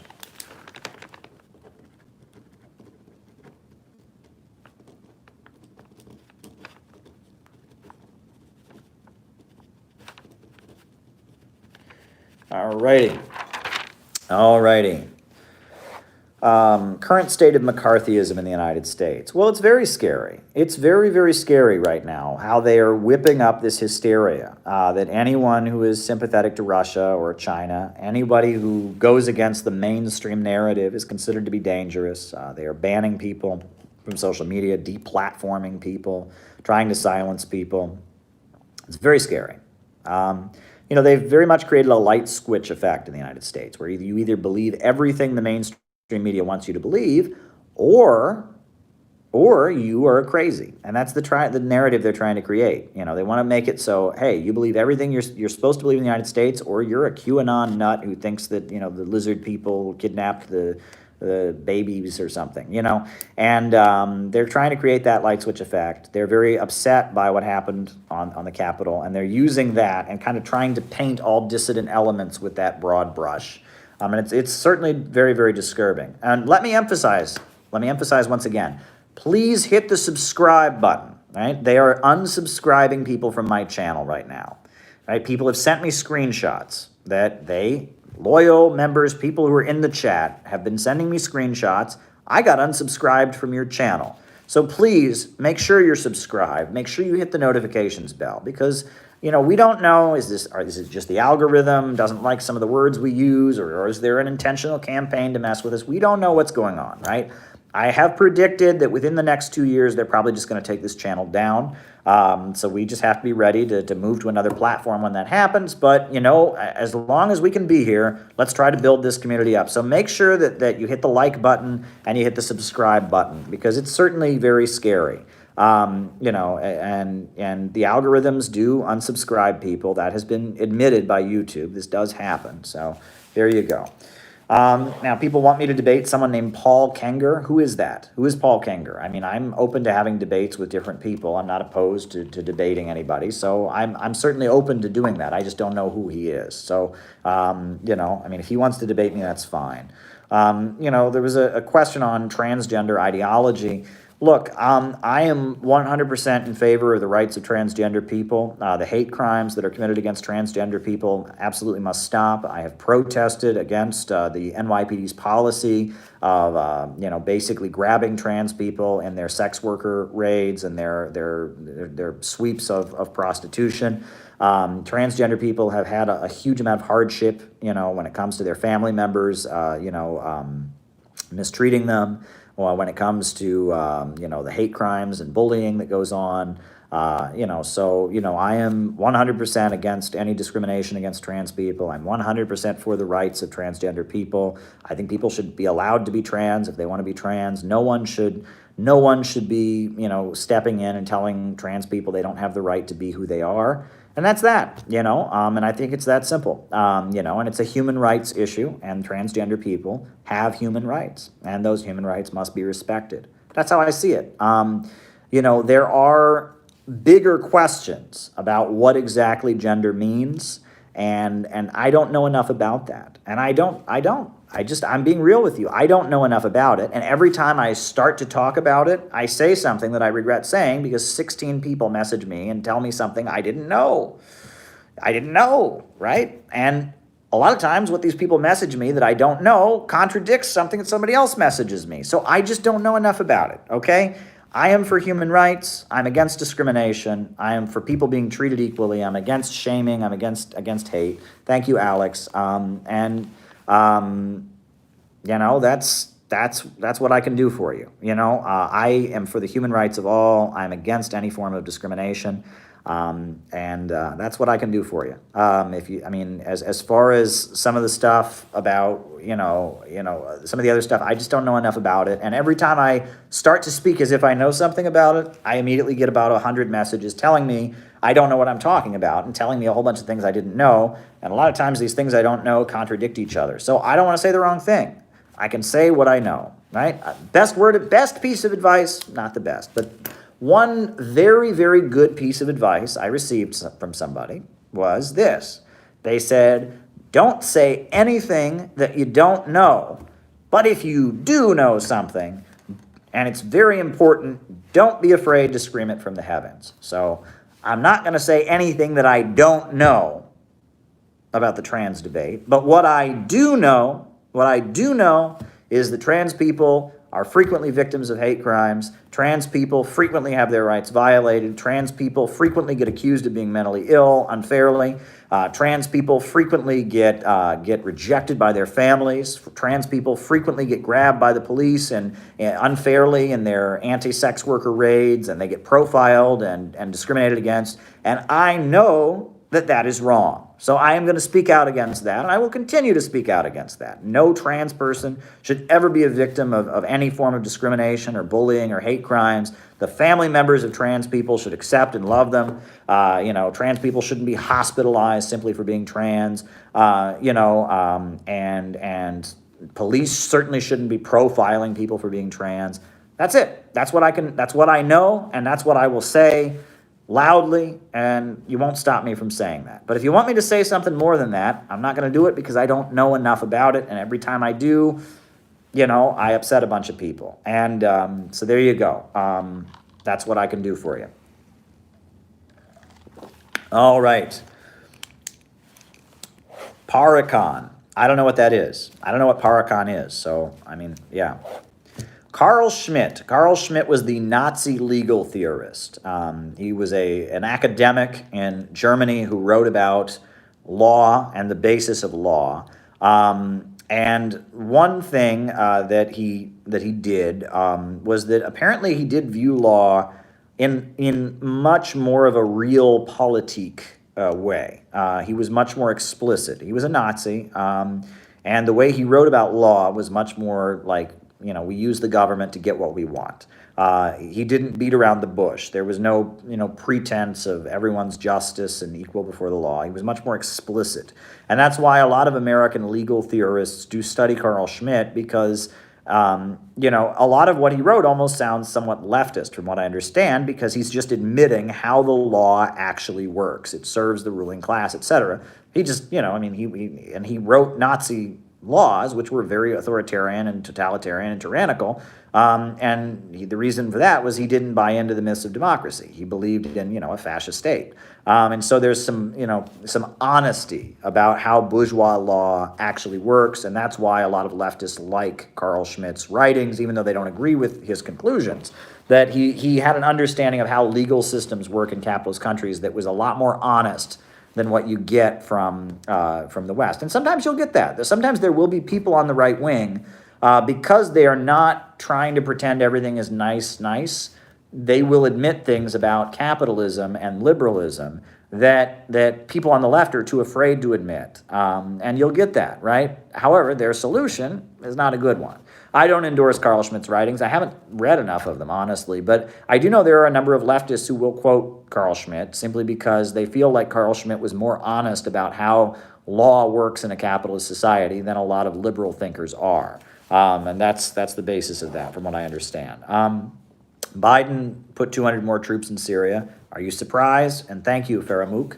Are you surprised by that? I'm not, right? Apparently that was one of the things that was made clear. Biden is committed to destabilizing Syria and trying to bring down the Syrian government. How many people have died in the process of this? How many people have died, right? The USA is so determined to bring down the Syrian government, so determined to do this. 500,000 people dead, 500,000 people dead. 500,000 people dead. Millions of refugees. ISIS emerges as a terrorist group. But they're still committed. Oh, Parikhan is participatory economics that anarchists promote post-capitalism. I'm not familiar with that, Olympia. They're still committed to bringing down the Syrian government. If they could just stop this crime, if they would just leave Syria alone, think of how many people would be alive today. The Syrian civil war, fomented by Saudi Arabia, by the United States government, by France, by Britain, is such an atrocity. Keep in mind, look at that country. If they had just left Syria alone, maybe it would still have some issues with human rights, there's corruption in the Assad government, but seriously, look at what they have done to Syria. It was a peaceful country, and now look at it. They did this. They did this. You know, I mean, and Biden's not going to give up on it. Oh no, Assad must go. Unbelievable, unbelievable.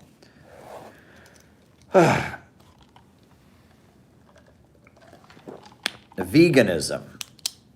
I'm not a vegan, but I will say I do know a lot of people who are vegan, and it generally has health benefits for those people. I mean, those people look pretty in shape. They look pretty in shape. I remember when I was in Cleveland, I remember I stumbled accidentally from the static. So someone's explaining with a super chat. They're explaining, I'll just read it out. They're explaining negation of the negation. From a static perspective, negation of the negation is its opposite, but dynamically it dialects. It is the synthesis of the thesis via its antithesis. All righty. But vegan, I remember I accidentally stumbled on a protest by a group of vegans that were protesting the main Kentucky Fried Chicken restaurant in Cleveland. And they were naked. They were naked vegans. That was how they were doing the protest. Caleb, maybe you didn't see, but you missed Austin's cues. I wrote down a number of people's questions. It was a little repetitive, and I wrote them down. Veganism, these were young folks that were like naked, protesting against Kentucky Fried Chicken. I talked to them. I was not naked. I was wearing my own clothes, but they were trying to draw attention to their protest around Kentucky Fried Chicken. But I talked to them, and they really had a sense that something was evil about the country and that there were bad things going on. They were very morally opposed to factory farms and the greed of agribusiness corporations, and they had a great deal of empathy for animals. And it seemed like there was a gut-level knowledge that like something is rotten in the state of Denmark. And that seems to be what underlies a lot of veganism, a lot of PETA kind of activism, is that there is a gut-level knowledge that something is deeply wrong with society, and there is a level of empathy and sympathy, and that sympathy is placed on animals, but there is an understanding that we are not a caring society, that we in the United States, there's a kind of a cruelty and a sadism in U.S. culture that is deeply disturbing. And I think it's a gut level sense, but I can respect that, and you get these kind of movements, right? In ancient Rome, you had such movements. They weren't vegan movements necessarily, but you had Romans who realized something was very, very evil about Rome, but they couldn't really put their finger on it, but they expressed themselves, as Stoics, trying to have more empathy, trying to find spiritual enlightenment. That you have this, right? This is a trend that exists. When people see that their society is engaged in kind of cruelty and indifference, when people see, kind of mistreatment going on, and they feel a kind of empathy that they feel is missing from the society, that almost people's ability to be human has been kind of taken out of them in some ways in U.S. society. There is a cold, calculated individualism where people don't feel like they're part of a family or part of a community. They don't feel like they're part of a national project to build things up. They feel like, U.S. society, there's a cruelty, there's an indifference to other people's suffering, and that flows all through U.S. society. These British Empire ideals, right? The British Empire. And in my book, City Builders and Vandals in Our Age, I actually talk about what I call the Atlanticist pathology. And I talk about at the time that Britain was transitioning toward being an imperialist global power. The British culture changed a great deal. And there were a huge amount of changes in British culture. And one of those changes was that parents in Britain were told not to hug their children. That if you hug your child will become soft, right? That if you give your child affection, this will make them weaker, right? This happened all throughout British society. There was a feeling that you should not hug your children. That's horrific. That is absolutely horrific, right? Meanwhile, there became a huge emphasis on punishment and ceremonial punishment. In British public schools, they had the caning tradition, right? Caning students on their buttocks, right? And it was, it's almost demented, right? These headmasters are importing, rattan is a very, very, it's a very rare, plant. It's not something that grows on, in Britain and places like that. And they're importing these special, rattan canes from Asia because it's very light but very heavy, and you can strike somebody on, and strike someone on their buttocks and leave marks, and it's kind of demented the culture that kind of emerges as Britain is becoming an imperial power, right? And the theory in Britain, there's the writing on geopolitics. The first writing on geopolitics, there's a book that actually talked about how to rule the world. Britain would rule the world by having the biggest navy, right? And if you can control the trade routes, you can dominate the world. And that was a big part of British Empire ideology, that we can control the trade routes and we can dominate the world. And it's actually very similar to what was believed by the Romans, right? We've heard the expression, all roads lead to Rome. So, the idea is to build an empire or build a civilization. It's not about building things. It's not about building apparatus. It's about maintaining like an army of super soldiers, of callous, cruel people that are super soldiers that will go around, making sure no one else controls the trade routes and everyone has to go through them. I wrote that down a long time ago, Sean. That's what they, that's kind of the idea behind the Atlanticist school of thought. And it's quite interesting that it's in Britain in 1888 that you had the world's first serial killer, right? The late to the party. Any comment on the Connolly Youth Movement and the Communist Party of Ireland?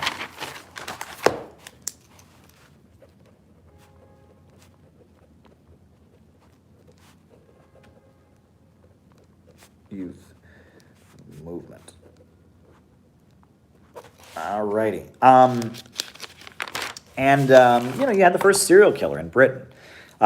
Jack the Ripper, he was called, was this man, and we still to this day don't know who he was, who would hire prostitutes and cut them into pieces. And it was in Whitechapel in the East End of London, one of the very poor sections of London, where prostitution was very, very common.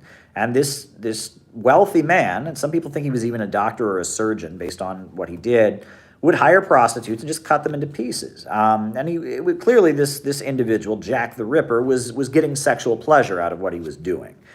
He somehow enjoyed killing these women. So when, in the news, in Britain, they're publishing in all the newspapers, if anyone knows anything about who Jack the Ripper is, and they nickname him Jack the Ripper in the newspaper, if anyone knows who he is, immediately the Times of London received thousands and thousands and thousands of letters from individuals in London claiming to be Jack the Ripper. Okay? And all these people, anonymously sent the Times of London these letters claiming that they were Jack the Ripper and describing the murders of Jack the Ripper in great detail. Right? And clearly these people that were sending these letters, they were sexually aroused by what they were doing. It was like, and they kind of admired Jack the Ripper on some level, and they were titillated. The Times of London receives thousands and thousands and thousands of anonymous letters from people claiming that they're this ugly, brutal mass murderer. So it's like something is not right here. So then the icing on the cake is that Jack the Ripper, right? He's, seeing that thousands of people are taking credit for his crimes, whoever he was.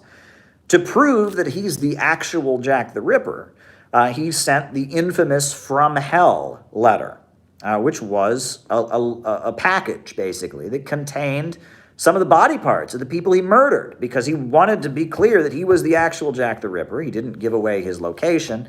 I didn't miss the question.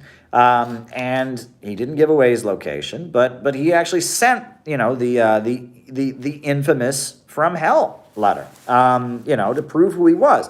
And this showed that as Britain was culturally transitioning toward a society that was very much trying to breed people to be super soldiers, right? That's really what they were trying to do. They're trying to build up a navy and a military that control the global trade routes. They're telling parents not to hug their children. They're developing a cultural fixation on corporal punishment and caning. And sexual repression was a very big part of Britain in that time. A huge effort to urge people not to masturbate and things like that. That as, the Victorian culture of sexual repression, corporal punishment, lack of parental affection, as that's all kind of cultivating, the result was you got a lot of very, very, very demented and crazy people. And out of that society, you got the first serial killer. And after Jack the Ripper, you got serial killers all throughout the Western world. In America and Britain, and in Sweden, and in France, and in places like that, in Western capitalist societies that were kind of following the British model, you got serial killers. And these were men who murdered women in horrific ways and got some kind of sexual pleasure from it. And it was awful. And in the developing world, they had never heard of this. The first serial killer in the Soviet Union was in the 1980s. And when it happened in the Soviet Union, people were like, wait, this doesn't happen. This had never happened before. Around the world, people had never seen this kind of crime. It was a certain kind of demented insanity. And then, what's quite interesting is, around the time of the early 2000s, serial killers stopped. We don't have serial killers now. I mean, that happens rarely now. But not much. I mean, the rate of serial killers has dropped very, very significantly. And criminologists have noted this. We don't have them anymore, right? It started in the late 1800s, and it just kind of recently came to a stop. We have mass shooters, that we have, right? We have murderers. We have people who murder people in the course of committing crime to steal their money or whatever. We have people who get angry at somebody and murder them. We have mass shooters, the crazy, guy who, usually he's on the internet and is reading about white supremacism and then takes a gun to his school and shoots everybody. We have plenty of murderers in the West. But that particular kind of murderer, the serial killer, we don't have that anymore. Doesn't happen. Why? Why? That is a question. And I mean, we don't really know when it gets down to it. There are different theories about why it is. Now, some people have argued that it's medications, right? That, the guy is, he's young and he starts talking like a serial killer, and his parents and his teachers say something's wrong with this guy, and they put him on medications. That may be part of it, right? It may be that, this young guy or whatever, he's talking like he's going to be a serial killer. He creeps everybody out, and they give him psych meds, and so he just becomes someone on psych meds for the rest of his life. That's one theory. Another theory that people point out is they say the accessibility of pornography and the lifting of sexual repression, right? That these serial killers, these were people that had sexual desires they were not okay with, and now there's porno everywhere, and porno's on the internet, and they just do whatever they would do through pornography. That's one theory. And it kind of goes against what the feminist movement in the 70s said. In the 70s, the feminist movement said that pornography caused these serial killers. Well, there's plenty of pornography now, but the serial killer thing has kind of gone to an end. So is that what it is? Another theory, the Freudian theory about why serial killers don't exist anymore, actually interesting, is that it's Viagra. Viagra. Right? That what's going on is that these are men with erectile dysfunction. That these are men who they get with a woman and they have erectile dysfunction, and it causes them a huge amount of shame. And so because of that, they hate women and they can't be sexual with women, so they just murder them. right? And that they feel women are shaming them or something like that. And so now these guys, they take Viagra, they have a girlfriend, and they don't go crazy. That's another theory. There are many theories about why it is. Is it medications? Is it all the things I just listed? We don't really know, and criminologists will debate it. But there are many articles about the fact that serial killers are no longer a thing. I mean, they happen very, very rarely, but they're not a thing anymore. The Jack the Ripper stuff, something has changed. Something has changed in our culture and our society that we don't produce that kind of crazy and evil anymore. We do produce other kinds of crazy and evil, like mass shooters, right? That didn't used to happen, right? I mean, people never had seen such a thing, but now that happens. So, can we expect from the administration's goal toward Africa? So, it's an interesting theory in sociology. Something about British culture, and I believe that British cultures attempt to breed people as super soldiers. That particularly Spartan British culture that emerged in the 1800s in the Victorian era in Britain, that was centered on sexual repression, ritualized punishment, lack of proper affection, that probably created the serial killer phenomenon. That's my belief. But what ended it? I don't really know. That I really don't know. I really don't know what ended it. I think it's an interesting thing to think about, sociologically speaking. What can we expect from Africa, Biden. All right. So there you go. I don't know how we got on that from veganism, but I think that, there is something cold and ruggedly individualist about our society, and that people that become vegans, often it is based on a sense of understanding that. You can compare it to Roman Stoicism, but there you go. Okay, all right. Partnerships between the state and the private sector. I mean, I think the person was saying, does that happen in Russia? Of course. And it happens in China, and it happens in Vietnam, and it happens in Cuba, and yeah, it happens. Thoughts on the poisoning of Navalny? Well, look, I don't want to say too much about this. I'll just say what I've said elsewhere, which is, if you poison somebody with Novichok, do you know how hard it is not to kill them? Novichok is a very, very, very deadly substance. So if you poison somebody with Novichok, it is extremely hard to not kill them. Okay? They have accused Russia of poisoning the Skripals with Novichok, but here's the question. They didn't kill them. And they've now accused Russia of attempting to poison Navalny with Novichok. Didn't kill him. Do you know how much skill it would take to not kill somebody with Novichok? And let me ask, what would be the motivation for not killing somebody? The Skripals, they say, Putin had an agenda against them. They were in prison, So they let them free, let them go to another country, and then almost kill them with Novichok. Yeah, something's not adding up here. Same with Navalny, right? Navalny's in jail in Russia right now, right? I mean, and we're to believe that, not buying it. Not buying it. I mean, something doesn't seem right about that story. I know, though, the second you say this, people go, conspiracy theory, conspiracy theory. I'm just saying it's a little bit strange that we have two cases where two people were almost killed with Novichok, which does not happen because Novichok is a very, very, very, very deadly substance. Neil likes my conversation about serial killers. I'm glad you liked it, Neil. Much appreciated. But yeah, it's just a little strange to me. I mean, that's all I can say. I don't know what happened with Navalny. I don't know about it. And like I said, I don't say anything I don't know.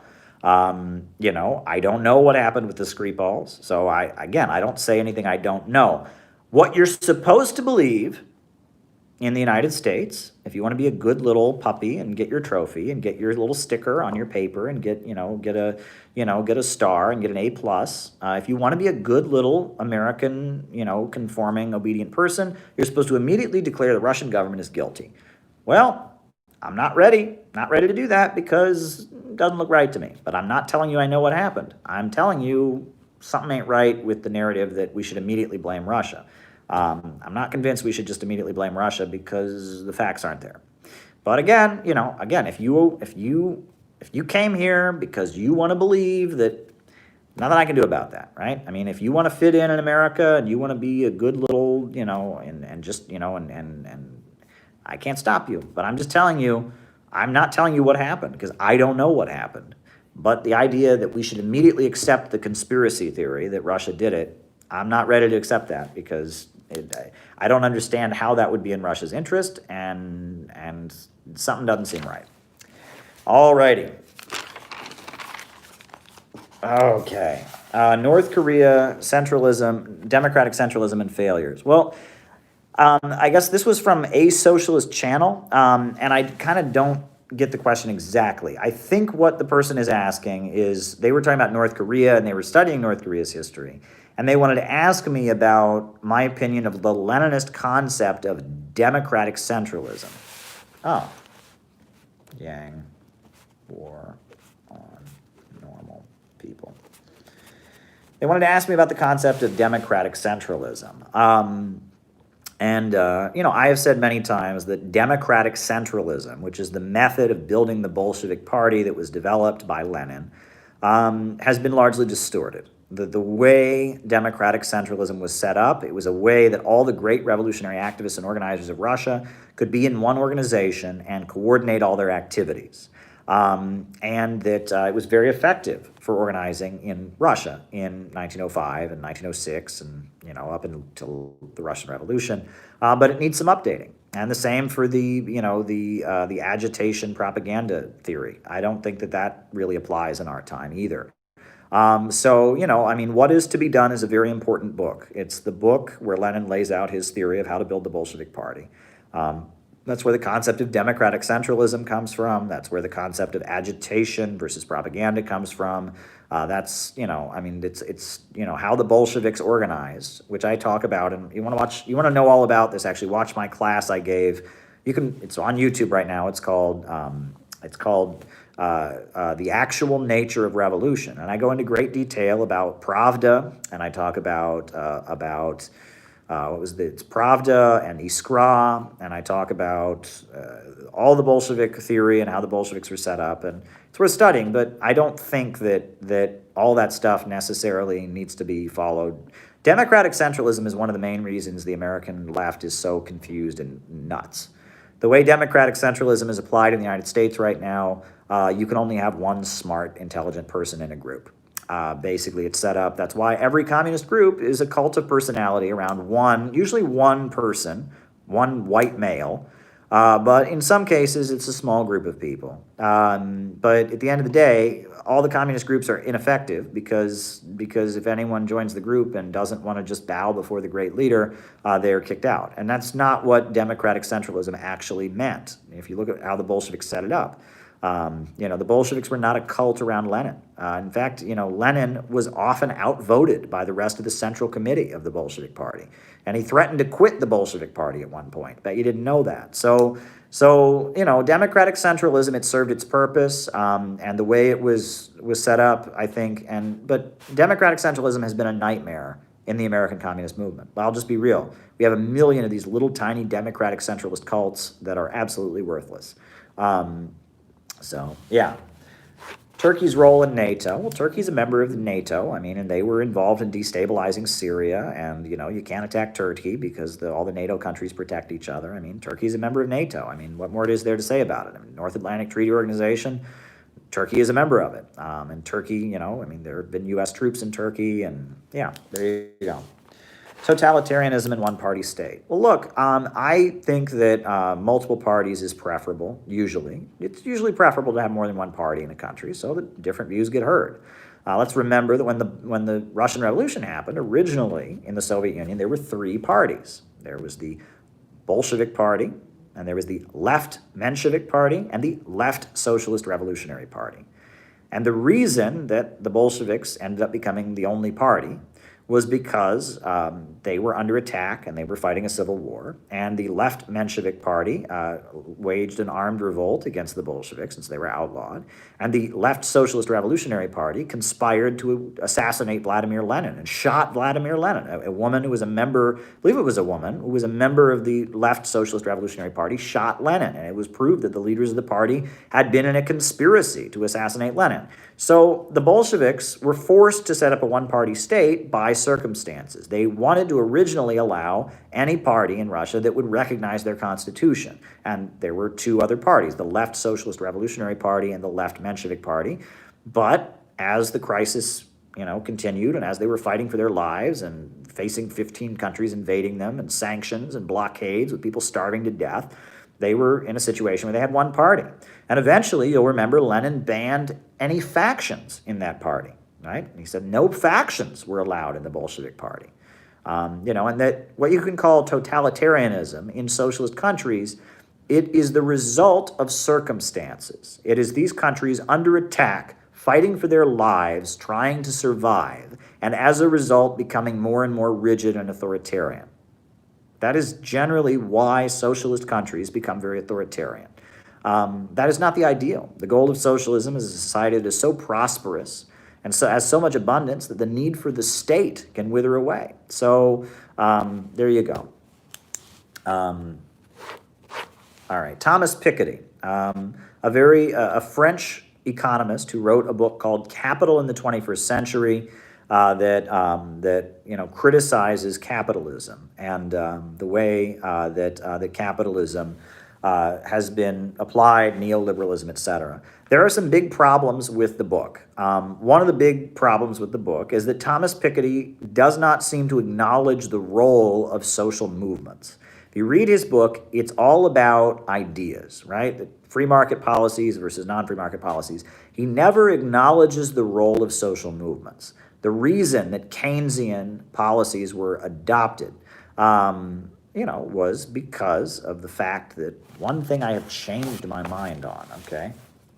One thing I have changed my mind on.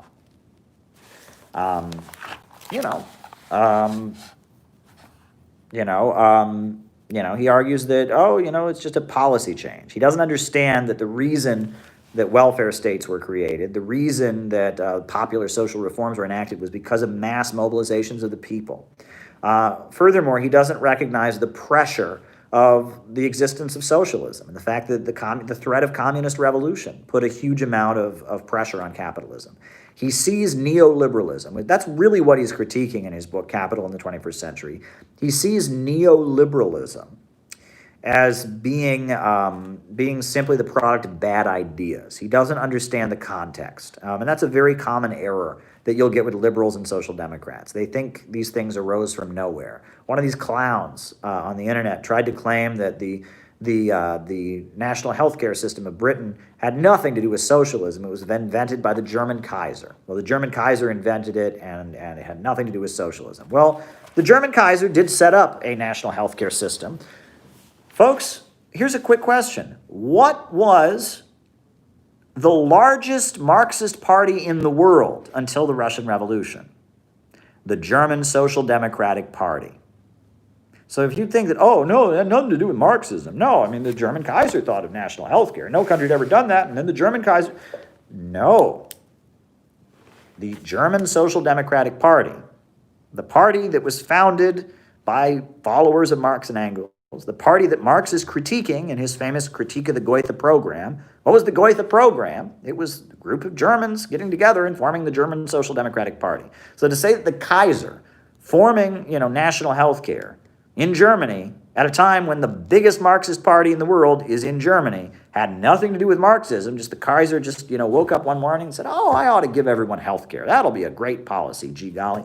That is the height of ignorance. But this is what liberals do. They just erase the role of Marxism. The Cold War never happened. The Communist Party never happened. The labor movement never happened. There are just these conservatives that have their crazy ideas, and there are smarter liberals that have more liberal ideas. They ignore the fact that all the progressive reforms of capitalist society largely came because of the threat of communist revolution. That is the biggest omission in Thomas Piketty's narrative. And it's a very common narrative that people are missing, right? I mean, the labor movement, again, Roosevelt's reforms came about because of the Communist Party and their role in building the CIO and the strike wave of 1934. And if you just erase the role of Marxists, you get confused narratives that these liberals espouse. All right. Capitalists, wealthy, inequality in Russia. There's lots of capitalists in Russia, people who own private companies, and a lot of them are very wealthy. What is the point? What is your point? Right? I mean, is that supposed to be, aha, gotcha. He admitted that there's people in Russia that are capitalists that have lots of wealth and money. Well, I don't know anyone in their right mind who would deny that. So, yeah. Okie dokie. All righty. The Communist Party of Ireland and the James Connolly Youth Movement. I don't know the Irish Communist Movement well enough to comment on that organization and its particular role. I do know there are different communist groups in Ireland, in both the North, the occupied North, as well as the rest of Ireland, as well as the Republic of Ireland, I should say. There's the Workers' Party of Ireland. There's the the Republican Socialist Party of Ireland. Sinn Féin is a socialistic nationalist party that, it was the legal wing of the IRA, and now that the Good Friday Agreement has been signed, Sinn Féin is a left-wing party that, supports Venezuela and supports Maduro and supports the Palestinians, is very anti-Israel, but they don't have an explicitly Marxist program, but they advocate socialism. They're very sympathetic to socialist countries around the world, and there are many communists in Sinn Féin, but Sinn Féin is not a communist party. And then there are Republican groups that still are ultra left and engage in armed struggle at a time where that is not the correct thing to do. There are some of these isolated Republican organizations in the North that are engaging in kind of adventurous activity here and there. They assassinate somebody or do something, and I don't endorse that at all. I don't support that. It's not right. It's not what should be going on right now. Clearly, it's not helping anything. There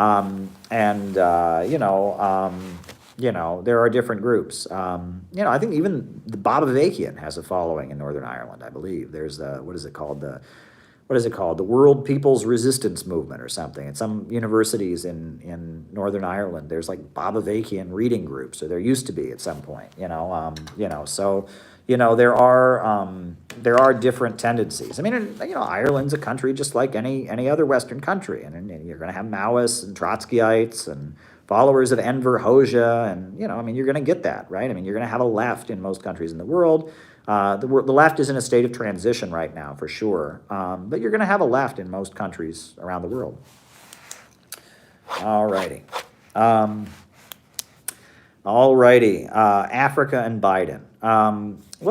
Samantha Power, who was a big advocate of U.S. intervention in Libya and served as UN ambassador under Barack Obama, she was named by Biden as head of USAID, which I think is a little bit of a demotion for her. I mean, UN ambassador is a big job, and to go from there to head of USAID, I don't think that's good. I mean, she probably wanted to be Secretary of State or something.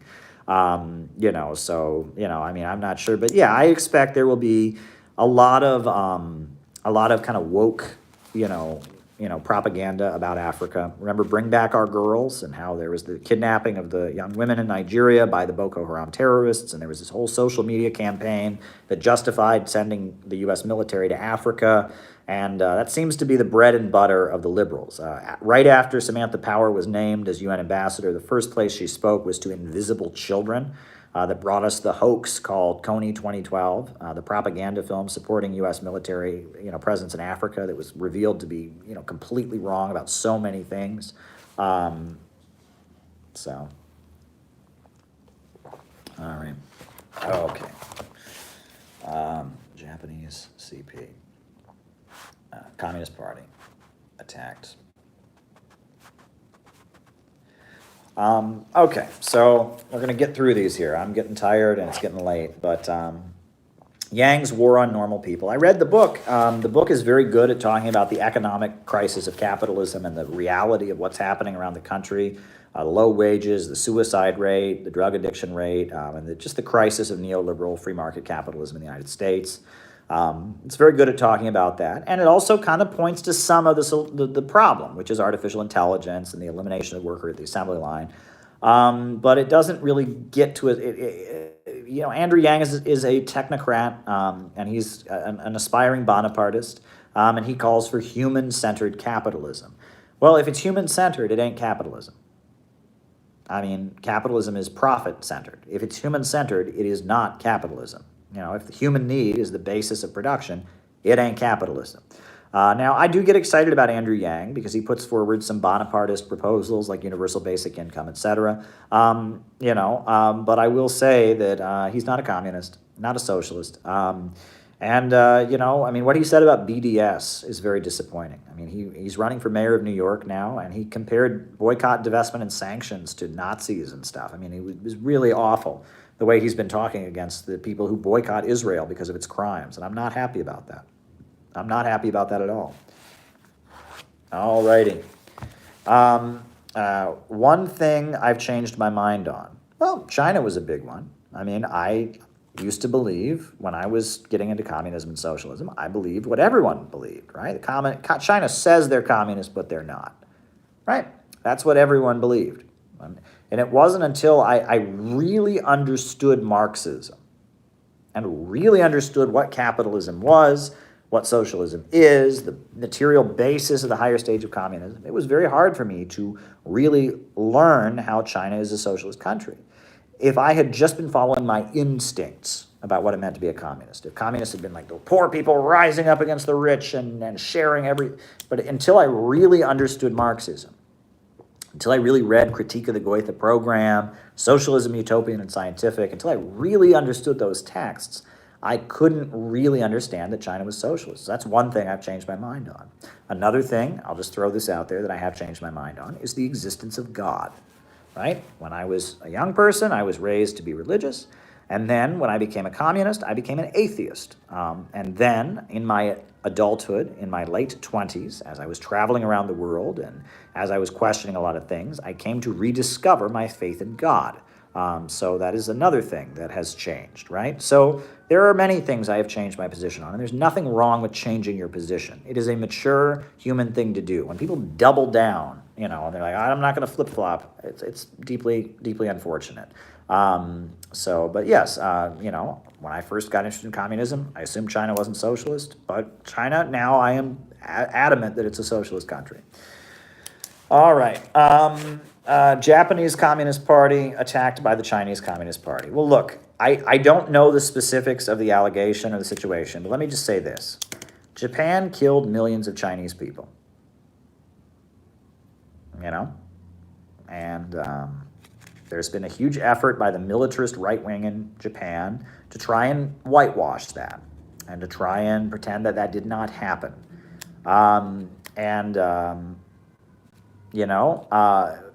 It's the context of whatever the Japanese Communist Party is doing and saying about the Chinese Communist Party is particularly bad. When Japan killed millions of Chinese people, millions, rape of Nanking, etc., that is going to be, that's going to be a situation where differences between communist parties are going to be,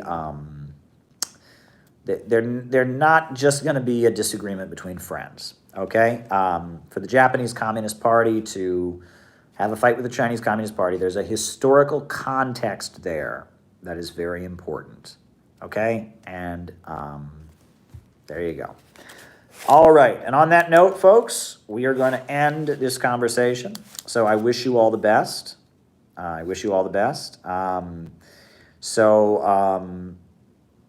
Yeah. Have a good evening, folks. A new upsurge in the struggle against U.S. imperialism is now emerging throughout the world.